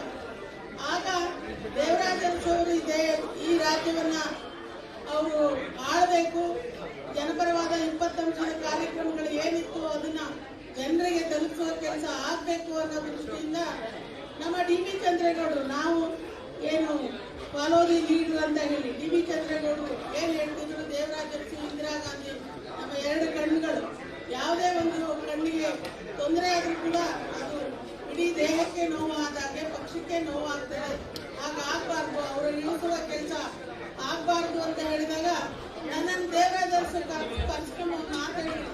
ರಾಜಕೀಯವಾಗಿ ಏನ್ ನನಗೆ 2 ಹೆಣ್ಮಕ್ಳು ಇದ್ದಾರೆ, ನೀನು 3ನೇ ನನ್ನ ಮಗು ಅಂತ ಹೇಳಿ ಭಾವಿಸ್ಕೊಂಡು ನೀನು ರಾಜಕೀಯವಾಗಿ ಬೆಂಬಲಿಸ್ಕೊಂಡು ಹೋಗ್ತೀನಿ ಅನ್ನೋ ಮಾತನ್ನ ಬೆಂತಟ್ಟಿ ಹೇಳಿದ್ರು. ಅದನ್ನ ಮರೆಯಕ್ಕಾಗಲ್ಲ. ಹಾಗೆ ನನ್ನ ಮದುವೆ ಗೊತ್ತಾದಾಗಲೂ ಕೂಡ ನಾನು ಬಡತನದಿಂದ ಬಂದವಳ ಜೀವನದಲ್ಲಿ ರಾಜಕಾರಣಕ್ಕೂ ಕೂಡ ಕೈಯಲ್ಲಿ ಕಾಸಿಂದ ಬಂದವಳು. ನನ್ನ ಮದುವೆಗೆ ಅವ್ರು ಕರೆದು ಅವತ್ತು 10,000 ರೂಪಾಯಿ ಕೊಟ್ಟು ನಿನ್ನ ಮದುವೆಗೆ ನಾ ಬರ್ತೇನೆ ಅಂತ ಹೇಳಿ ಆಶೀರ್ವಾದ ಮಾಡಿದ್ರು. ಅವತ್ತಿನ 10,000 ಇವತ್ತು 10 ಲಕ್ಷಕ್ಕೆ ಸಮಾನ ಅಂತ ಇಟ್ಕೊಳ್ಳೋ ಅಂತ ಒಂದು ಯೋಗ ನನಗೆ ದೇವರು ತೋರಿಸ್ಕೊಟ್ಟ ಮಹಾನಾಯಕರ ಸಹಾಯದಿಂದ. ಅದಕ್ಕಾಗಿ ಅವರಿಗೆ ವಿಶೇಷವಾಗಿ ಕೃತಜ್ಞತೆಯನ್ನ ನಾನು ಸಲ್ಲಿಸ್ತೇನೆ. ಹಾಗೆ 33% ಹೆಣ್ಣು ಮಕ್ಕಳಿಗೆ ರಿಸರ್ವೇಶನ್ ತಂದಿದ್ದರಿಂದ ನಮ್ಮೆಷ್ಟೋ ತಾಯಿಯಂದರು ಗ್ರಾಮ ಪಂಚಾಯತಿ ಅಧ್ಯಕ್ಷರಾದ್ರು, ತಾಲೂಕ್ ಪಂಚಾಯತಿ ಅಧ್ಯಕ್ಷರಾದ್ರು, ZP ಅಧ್ಯಕ್ಷರಾದ್ರು. ಇವತ್ತು ನಮ್ಮ ಪಕ್ಷದವರು 50% ಅವಕಾಶ ಮಾಡಿಕೊಟ್ಟಿದ್ದೆ ಮಹಿಳೆಯರಿಗೆ. ಮಹಿಳೆಯರು ಕೂಡ ಇದನ್ನ ಸರಿಯಾಗಿ ಅರ್ಥ ಮಾಡಿಕೊಂಡು ಸದುಪಯೋಗ ಪಡಿಸ್ಕೊಂಡು 50% ನಾವು ಈ ಸಮಾಜದಲ್ಲಿ ಇದ್ದೇವೆ. ಹಾಗಾಗಿ ನಮ್ಮ ಪಕ್ಷ ಯಾವುದೇ ರೀತಿ ಯಾವುದೇ ಚುನಾವಣೆಯಲ್ಲಿ ಹಿಂದೆ ಹೋಗದಾಗೆ ನಾವು ನೋಡ್ಕೋಬೇಕು. ನಾವು ಕೂಡ ಗಂಡದ ಹೇಳಿದ ಕಡೆ ಓಟ್ ಹಾಕೋದು, ಮಗ ಹೇಳಿದ ಕಡೆ ರಾಜಕಾರಣ ಮಾಡೋಕೆ ಹೋಗೋದು, ಇದರಿಂದ ನಮಗೆ ಒಂದು ರೀತಿಯ ಒಂದು ಏನ್ ಹೇಳಬೇಕು ಸೆಟ್ ಬ್ಯಾಕ್ ಆಗುತ್ತೆ. ಅದು ಆಗ್ಬಾರ್ದು. ನಾವು 100 ಮಹಿಳೆಯರು ಯಾವುದೇ ಪಕ್ಷಕ್ಕೆ ಸೇರಲಿ ಜನಾಂಗಕ್ಕೆ ಸೇರಲಿ ಆ ಮಹಿಳೆಯರು ಈ 33% ಒಂದು ರಿಸರ್ವೇಶನ್ ಅನ್ನ ಪಡೆದಿದ್ದಾರೆ. ಈಗ ನಮ್ಮ ಏನು ಒಂದು ಶಕ್ತಿ ಯೋಜನೆ ಇದೆ, ಹಾಗೇನೆ ನಮ್ಮ ಗೃಹಲಕ್ಷ್ಮಿ ಯೋಜನೆ ಇದೆ, ಅದರಿಂದನೂ ಸಹಾಯ ಪಡೆದಿದ್ದಾರೆ.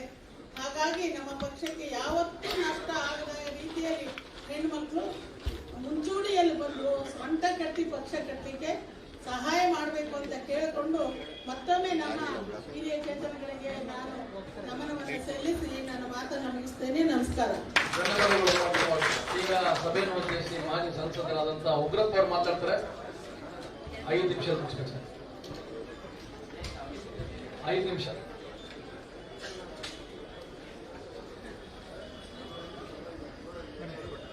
ವೇದಿಕೆಯಲ್ಲಿ ಆಸೀನರಾಗಿರ್ತಕ್ಕಂಥ ಎಲ್ಲ ಹಿರಿಯ ಮುಖಂಡರುಗಳೇ, ವೇದಿಕೆಯ ಮುಂಭಾಗದಲ್ಲಿ ಆಸೀನರಾಗಿರ್ತಕ್ಕಂಥ ಆತ್ಮೀಯ ಬಂಧುಗಳೇ,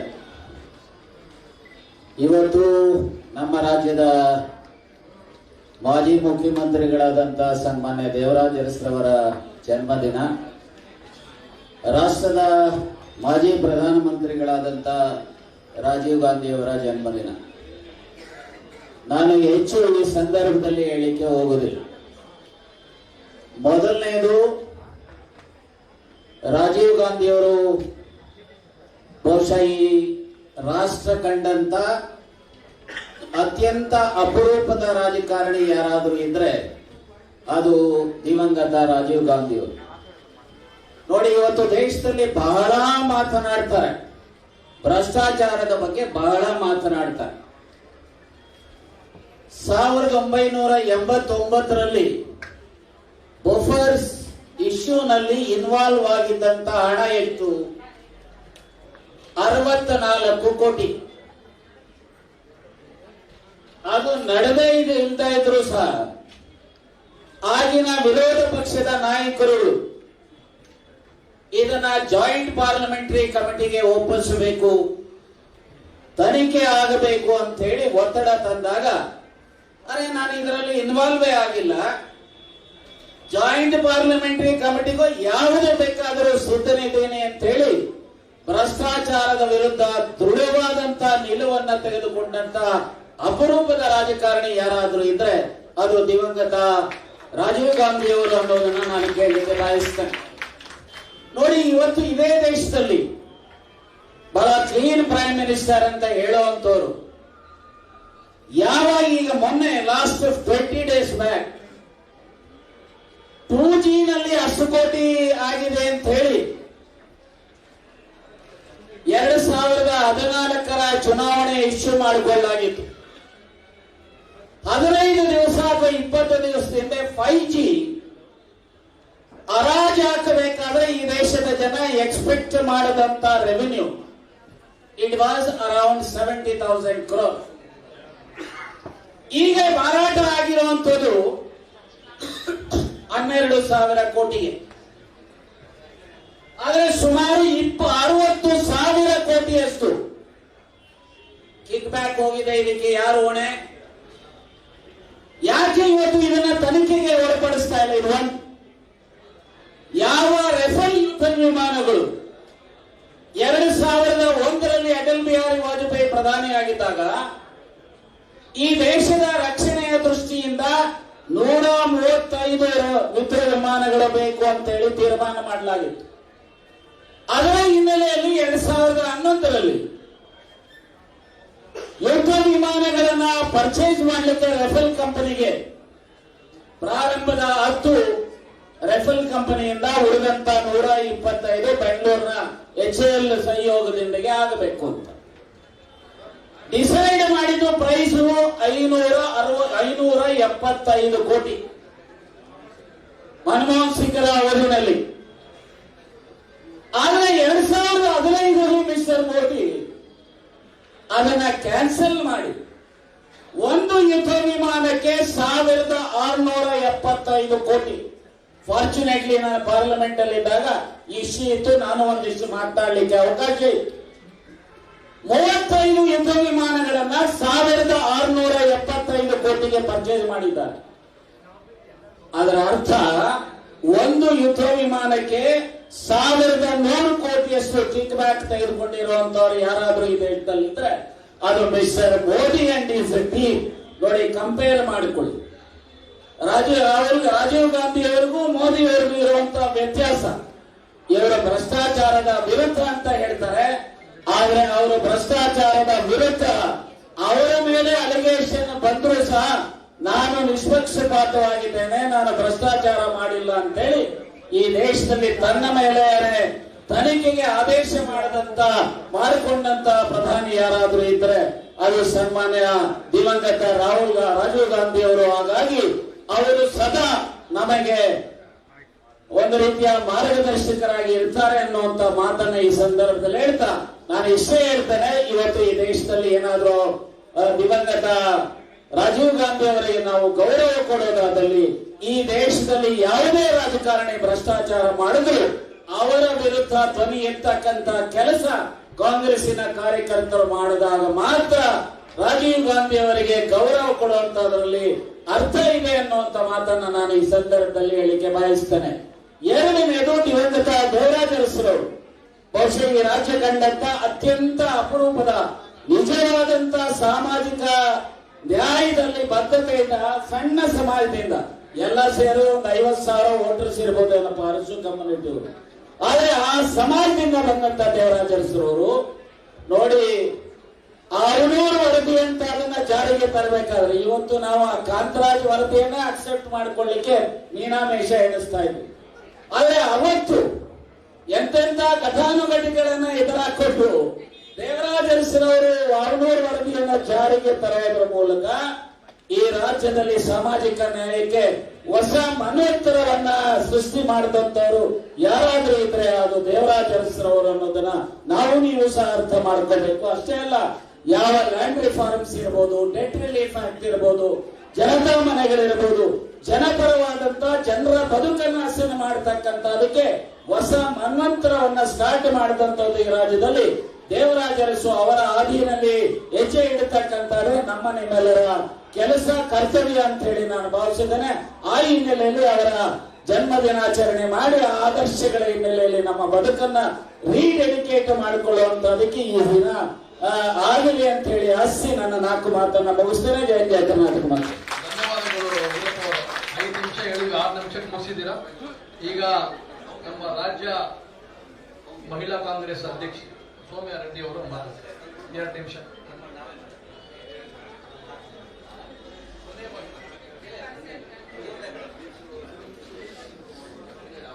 बोलो भारत माता की ಕಾಂಗ್ರೆಸ್ ಪಕ್ಷಕ್ಕೆ ಎಲ್ಲರಿಗೂ ನಮಸ್ಕಾರ. ವೇದಿಕೆ ಮೇಲೆ ಆಸೀನರಾಗಿರುವಂತ ನಮ್ಮ ಕಾರ್ಯಾಧ್ಯಕ್ಷರಾದಂತ ಶ್ರೀ ಸಿ ಚಂದ್ರಶೇಖರ್ ಸರ್ ಅವರೇ, ಈಶ್ವರ್ ಖಂಡ್ರೆ ಸರ್ ಅವರೇ, ಜಾರ್ಜ್ ಸರ್ ಅವರೇ, ಮೂಟಮ್ಮ ಮೇಡಮ್ ಅವರೇ,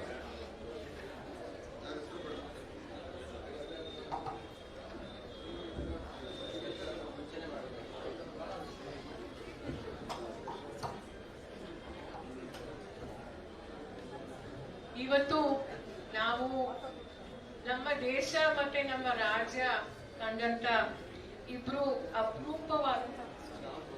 ಅಪರೂಪವಾದಂತ ರಾಜಕಾರಣಿಗಳು, ದಿವಂಗತ ನಮ್ಮ ಮಾಜಿ ಮುಖ್ಯಮಂತ್ರಿಗಳಾದಂತ ಶ್ರೀ ದೇವರಾಜ ಅರಸ್ ಸರ್ ಅವರು. ಅವ್ರ ಬಗ್ಗೆ ನಾವು ಎಷ್ಟು ಮಾತಾಡಿದ್ರು ಸಾಕು. ಈಗ ಆಗ್ಲೇ ಎಲ್ರು ಹಿರಿಯರು ಎಲ್ರು ಆಗ್ಲೇ ಮಾತಾಡಿದ್ದಾರೆ. ಸೋಷಿಯಲ್ ಜಸ್ಟಿಸ್ ಇರ್ಬೋದು, ಮತ್ತೆ ಲ್ಯಾಂಡ್ ರಿಫಾರ್ಮ್ಸ್ ಇರ್ಬೋದು, ಅನೇಕ ನಮ್ಮ ನಿಜವಾಗ್ಲೂ ನಮ್ಮ ರಾಜ್ಯ ಇಷ್ಟು ವರ್ಷ ಆದ್ಮೇಲೂ ಸಹ ಅವ್ರ ಬಗ್ಗೆ ಒಬ್ಬ ಮಾದರಿ ಮುಖ್ಯಮಂತ್ರಿ ಆಗಿದ್ರು. ಅವರಾದ್ಮೇಲೆ ಈಗ ನಮ್ಮ ಮಾನ್ಯ ಸಿದ್ದರಾಮಯ್ಯ ಸಾಹೇಬರು ನಿಜವಾಗ್ಲೂ ಅವರ ನೇತೃತ್ವದಲ್ಲಿ, ನಮ್ಮ DK ಸಾಹೇಬರ ಅವರ ನಾಯಕತ್ವದಲ್ಲಿ ನಾವು ನಿಜವಾಗ್ಲೂ 1.5 ವರ್ಷದಿಂದ ಎಷ್ಟು ಒಳ್ಳೆ ಕೆಲಸ ಮಾಡ್ತಾ ಇದ್ದೀವಿ. ನಮಗೀಗ ನಾವು ಕಾರ್ಯಕರ್ತರಾಗಿ ನಾವು ಮನೆ ಮನೆಗೆ ಹೋಗಿ ಪ್ರತಿಯೊಬ್ಬರಿಗೂ ಸಹ ನಮ್ಮ ಕಾಂಗ್ರೆಸ್ಸಿನ ಯೋಜನೆಗಳಿರ್ಬೋದು, ಗ್ಯಾರಂಟಿಗಳಿರ್ಬೋದು ತಲುಪಿಸೋದು ನಮ್ಮ ಜವಾಬ್ದಾರಿ ಅಂತ ನಾನು ಹೇಳಕ್ ಬಯಸ್ತೀನಿ. ಅದೇ ರೀತಿ ನಮ್ಮ ದಿವಂಗತ ಮಾಜಿ ಪ್ರಧಾನ ಮಂತ್ರಿಗಳಾದಂತ ಶ್ರೀ ರಾಜೀವ್ ಗಾಂಧಿ ಸರ್ ಅವರು ತೀರೋದಾಗ ಈಗ ತಾನೇ ಎಲ್ಲರೂ ಇನ್ಫ್ಯಾಕ್ಟ್ ನಾನು ಕೇಳಿಸ್ಕೊಂಡೆ. ಅವರು NSUI ಆಗಿದ್ದಾಗ ನಿಜವಾಗ್ಲೂ 4 ವರ್ಷ ಹಿಂದೆನೂ ಐ ಥಿಂಕ್ ಎಲ್ಲರೂ ನಾವು ಇದೇ ರೀತಿ ಒಂದು ಐ ಥಿಂಕ್ ಆ ಭೂ ಕಾಯ್ದೆಗಳದ್ದು ಒಂದು ಪ್ರತಿಭಟನೆ ಆಯ್ತು. ಈಗ ತಾನೇ ತಾವು NSUI ಅದ್ರ ಬಗ್ಗೆ ಎಲ್ಲ ನೀವು ಮಾತಾಡಿದ್ರಿ. ನಾನು ಅವ್ರು ತೀರೋಗ್ರಾಗ ಚಿಕ್ಕ ಹುಡುಗಿ, 8 ವರ್ಷದ ಹುಡುಗಿ. ಆಗ ನನ್ಗೆ ಈಗಲೂ ನೆನಪಿದೆ, ತಂದೆಯವರು ಆಗ ಫಸ್ಟ್ ಟೈಮ್ MLA ಆಗಿದ್ರು, ಮಿನಿಸ್ಟರ್ ಆಗಿದ್ರು ಅನ್ಸುತ್ತೆ.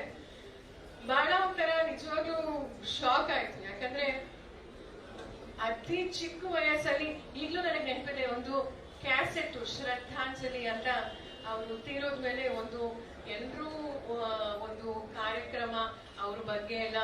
ನಾನು ಅವ್ರ ಬಗ್ಗೆ ನಿಜವಾಗ್ಲೂ ನೋಡಿ, ಅವರು ಪ್ರಧಾನ ಮಂತ್ರಿ ಆದಾಗ ಅವರಿಗೆ 40 ವರ್ಷ. ಅಷ್ಟು ಚಿಕ್ಕ ವಯಸ್ಸಲ್ಲಿ ಅಷ್ಟು ದೊಡ್ಡ ಜವಾಬ್ದಾರಿ ಅವರಿಗೆ ಬಂತು. ನಾವು ಈಗ ಇಂದಿನ ಪ್ರಧಾನ ಮಂತ್ರಿಯವರು ಆತ್ಮನಿರ್ಭರ್ ಭಾರತ್ ಬಗ್ಗೆ ಮಾತಾಡ್ತಾರೆ, ಡಿಜಿಟಲ್. ನಾವೆಲ್ಲರೂ ಇವತ್ತು ಇಮಿಡಿಯೇಟ್ ಆಗಿ ಫೋನ್ ತಗೋತೀವಿ. ಆದ್ರೆ ಆ ಕಾಲದಲ್ಲಿ ತಮ್ಗೆ ಎಲ್ರಿಗೂ ನೆನಪಿದೆ, ಟ್ರಂಕ್ ಕಾಲ್ ನಾವು ಮಾಡ್ತಾ ಇದ್ವಿ. ಟ್ರಂಕ್ ಕಾಲ್ ಬೆಳಿಗ್ಗೆ ಬುಕ್ ಮಾಡಿದ್ರೆ ಮಧ್ಯಾಹ್ನ ಸಂಜೆ. ಈಗ ಎವ್ರಿಥಿಂಗ್. ನಮ್ಮ ಅಧ್ಯಕ್ಷರು ಕೋವಿಡ್ ಸಂದರ್ಭದಲ್ಲಿ 4.5 ಕೋಟಿ ಜನ ನಮ್ಮ ಅಧ್ಯಕ್ಷರ ಜೊತೆ ಯೂಸಿಂಗ್ ದಿಸ್ ಟೆಕ್ನಾಲಜಿ ನಾವು ಇನ್ಫ್ಯಾಕ್ಟ್ ಓಟ್ ಟೇಕಿಂಗ್ ಸೆರೆಮನಿ ಆಯ್ತು. It is thanks to our Rajiv Gandhi sir. ನಿಜವಾಗ್ಲೂ ಅವರು ಇನ್ಫ್ಯಾಕ್ಟ್ US ಅಲ್ಲಿ ಕಾಂಗ್ರೆಸ್ ಅಲ್ಲಿ ಒಂದು ಮಾತು ಹೇಳಿದ್ರು, India is a old country but a young nation. We are impatient. I am impatient and I too have a dream of India. Strong, independent and self-reliant. Anta.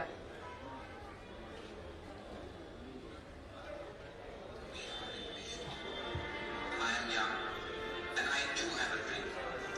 I dream of an India strong, independent, self-reliant and in the forefront and the front rank of the nations of the world in the service of mankind.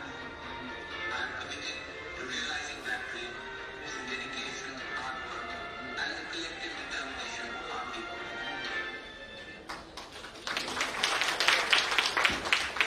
ಇದನ್ನ ಈಗಲೂ ಕೇಳಿಸ್ಕೊಂಡ್ರೆ ಒಂಥರ ಜುಮ್ಮಾನತೆ ಮಾಹಿತಿ.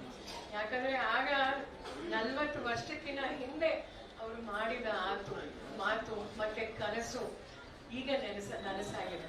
Digital India, IT technology, science and technology ಈಗ ದೊಡ್ಡದಾಗಿ ಆಲದ ಮರವಾಗಿ ಬೆಳೆದಿದೆ. ಆ ಬೇರುಗಳನ್ನ ನಿಜವಾಗ್ಲೂ ನಮ್ಮ ರಾಜೀವ್ ಗಾಂಧಿ ಅವರು ನೆಟ್ಟಿರುವಂತ ಆ ಗಿಡ ಅದು. ಮಹಿಳೆಯರು ವಿಶೇಷವಾಗಿ ಅವರನ್ನ ಬಹಳ ನೆನೆಸ್ಕೋಬೇಕು. ಈಗ ಇತ್ತೀಚೆಗೆ ಸುಮಾರು 30 ವರ್ಷ ಆದ್ಮೇಲೆ ಮಹಿಳಾ ರಿಸರ್ವೇಶನ್ ಬಿಲ್ ನ ಪಾಸ್ ಮಾಡಿದ್ದಾರೆ. ಸುಮ್ಮನೆ it is just I wash before the Lok Sabha election. ಈಗ 1 ವರ್ಷ ಹಿಂದೆ. ಆದ್ರೆ 30 ವರ್ಷದಿಂದ ಆಗ ನಮ್ಮ ಪ್ರಧಾನ ಮಂತ್ರಿ ರಾಜೀವ್ ಗಾಂಧಿ ಅವರು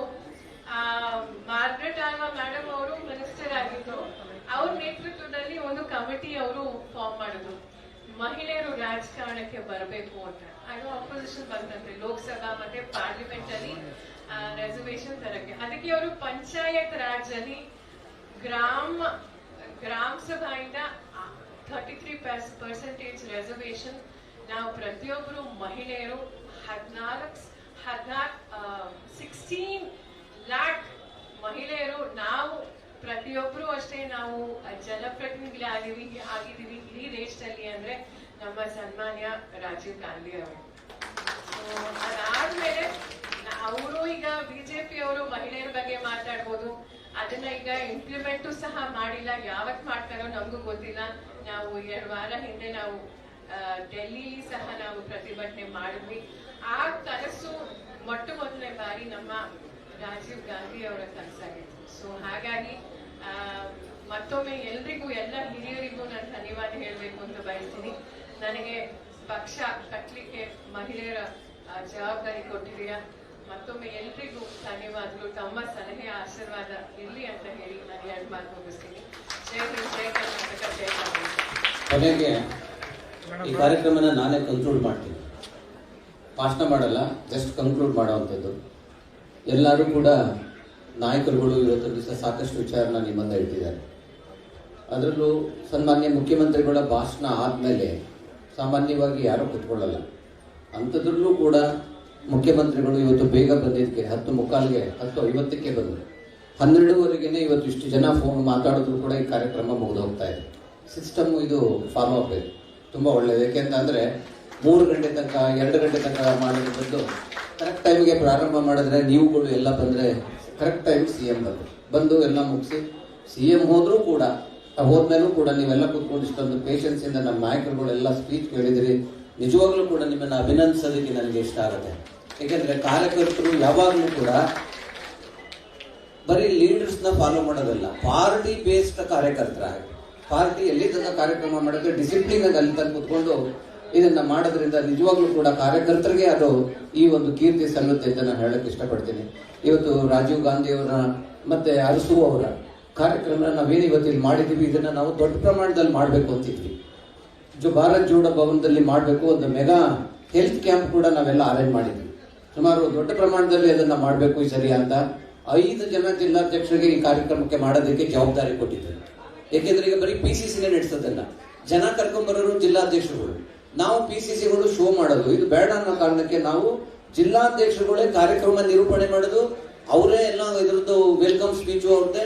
ಅವ್ರ 5 ಜನ ಜಿಲ್ಲಾಧ್ಯಕ್ಷರುಗಳು ಆ ವೇದಿಕೆ ಮೇಲೆ ಒಂದ್ ಕಡೆ CM, ಈ ಕಡೆ DCM ಇವರು ಇರ್ತಾರೆ, DCM ಇರ್ತಾರೆ, ಅದ್ರ ಜೊತೆ ಆ ಕಡೆ 3 ಜನ ಡಿಸ್ಟ್ರಿಕ್ಟ್ ಪ್ರೆಸಿಡೆಂಟ್, ಈ ಕಡೆ 3 ಜನ ಡಿಸ್ಟ್ರಿಕ್ಟ್ ಪ್ರೆಸಿಡೆಂಟ್, ಅಷ್ಟೇ ಜನ ವೇದಿಕೆ ಮೇಲೆ ಕೂತ್ಕೋಬೇಕು. ಅವ್ರ ಆ ಕಾರ್ಯಕ್ರಮ ನಡೆಸ್ಕೊಡ್ಬೇಕು. ನಾವೆಲ್ಲ ಮಿಕ್ಕಿದವರು ಕೆಳಗಡೆ, ಇವನ್ ಮಿನಿಸ್ಟರ್ ಕೂಡ ಕೆಳಗಡೆ ಕೂತ್ಕೋಬೇಕು ಅನ್ನೋ ಕಾರ್ಯಕ್ರಮನ ನಾವು ರೂಪಿಸಿದ್ವಿ. ಯಾಕೆಂತಂದ್ರೆ ಪಕ್ಷ ಇಂಪಾರ್ಟೆಂಟ್. ಪಕ್ಷ ಇದ್ರೆ ಏನ್ ಬೇಕಾದ್ರೂ ಆಗುತ್ತೆ.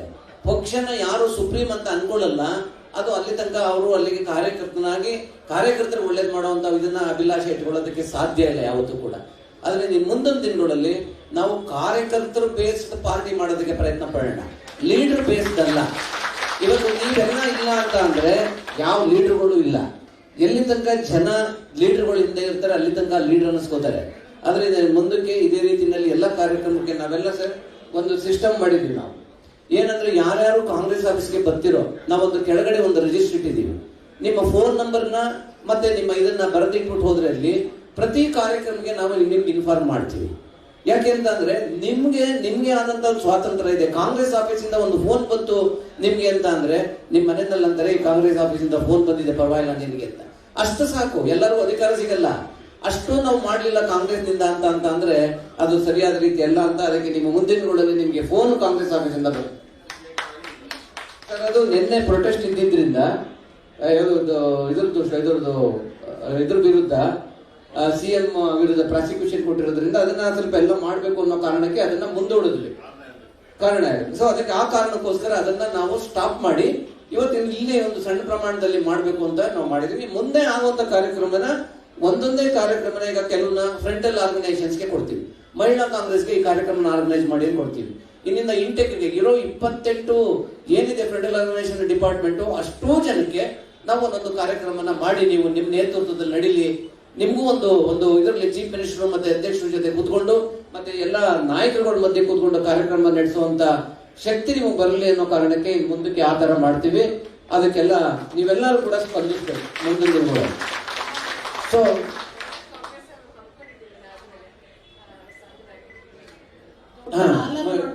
ದೊಡ್ಡ ಹಾಲಲ್ಲಿ ಯಾವುದನ್ನಲ್ಲ ಅದೇ ದೊಡ್ಡ ಹಾಲಲ್ಲೇ ಮಾಡ್ಬೇಕು ಅಂತಿದ್ವಿ. ಅದನ್ನ ಈಗ ನೆಕ್ಸ್ಟ್ ಎಲ್ಲ ಮಾಡ್ಬೇಕಾದ್ರೂ ಕಾರ್ಯಕ್ರಮ ಭಾರತ್ ಜೋಡೋನಲ್ಲಿ ಮಾಡ್ತೀವಿ. ಇವತ್ತು ಬೇಗ ಮಾಡ್ಬೇಕಾಗಿರೋದ್ರಿಂದ ಮತ್ತೆ ಜನಕ್ಕೆ ನಮ್ಗೆ ಗ್ಯಾರಂಟಿ ಇರಲ್ಲ. ನಿನ್ನೆ ಜನ ಎಲ್ಲ ಕರ್ಸಿದ್ವಲ್ಲ ನಾವು, ಅದಕ್ಕೆ ಗ್ಯಾರಂಟಿ ಇರಲ್ಲ ಅಂತ ಇಲ್ಲಿ ಮಾಡಿದ್ವಿ. ಈಗ ನೋಡಿದ್ರೆ ಭಾರತ್ ಜೋಡೋಗ ಆಗೋಷ್ಟೇ ಜನ ಬಂದಿದ್ದಾರೆ. ಬಟ್ 12:30ವರೆಗೆ ಬಂದ್ರು. 12 ಗಂಟೆಗೆ ಸಿಎಂ ನ ಕಾಯ್ಸಕ್ಕಾಗಲ್ಲ, ನಾವು ಮುಖ್ಯಮಂತ್ರಿಗಳು ಮತ್ತೆ ಅಧ್ಯಕ್ಷರನ್ನ ಕಾಯ್ಸಕ್ಕಾಗಲ್ಲ. ಸೊ ಅದರಿಂದ ಎಲ್ಲರಿಗೂ ಕೂಡ ಧನ್ಯವಾದ ಹೇಳ್ತಾ, ನೆಕ್ಸ್ಟ್ ಟೈಮ್ ಕಾರ್ಯಕ್ರಮ ಮಾಡಬೇಕಾದಾಗ ನೀವೆಲ್ಲರೂ ಕೂಡ ಭಾಗವಹಿಸಿ. ನಿಮ್ ಜೊತೆ 4 ಜನ ಕರ್ಕ ಬನ್ನಿ. ಯಾರ್ಯಾರು ಒಬ್ಬರೇ ಬರ್ತಾರೋ ಅವರು ಸ್ಟೇಜ್ ಮೇಲೆ ಜಾಗ ಕೇಳ್ತಾರೆ. ಜನ ಕರ್ಕೊಂಡ್ ಬರೋರು ಜನ ಇಲ್ಲಿ ಬಿಟ್ಬಿಟ್ಟು ಹೊರಗಡೆ ಇರ್ತಾರೆ. ಗೊತ್ತಾಯ್ತಾ? ಒಬ್ಬೊಬ್ಬರೇ ಬಂದು ಕಾರ್ಯಕ್ರಮನ ಇದು ಮಾಡಕ್ ಆಗೋದಿಲ್ಲ. ಜನ ಇರ್ಬೇಕು, ಅಟ್ಲೀಸ್ಟ್ 10 ಜನ 5 ಜನ ಜೊತೆಲಿ ಬನ್ನಿ ಅಂತ ಈ ಕಾರ್ಯಕ್ರಮಕ್ಕೆ ನೀವೆಲ್ಲ ಬಂದಿದ್ದಕ್ಕೆ ಮತ್ತೆ ನಾಯಕರುಗಳಿಗೆ ಸ್ಟೇಜ್ ಮೇಲೆ ಇರುವಂತ ಎಲ್ಲ ಲೀಡರ್ಗಳಿಗೂ ವಂದಿಸಿ ಈ ಕಾರ್ಯಕ್ರಮ ಮುಗಿಸ್ತಾ ಇದೀವಿ. ನಮಸ್ಕಾರ. ಜೈ ಹಿಂದ್, ಜೈ ಕರ್ನಾಟಕ.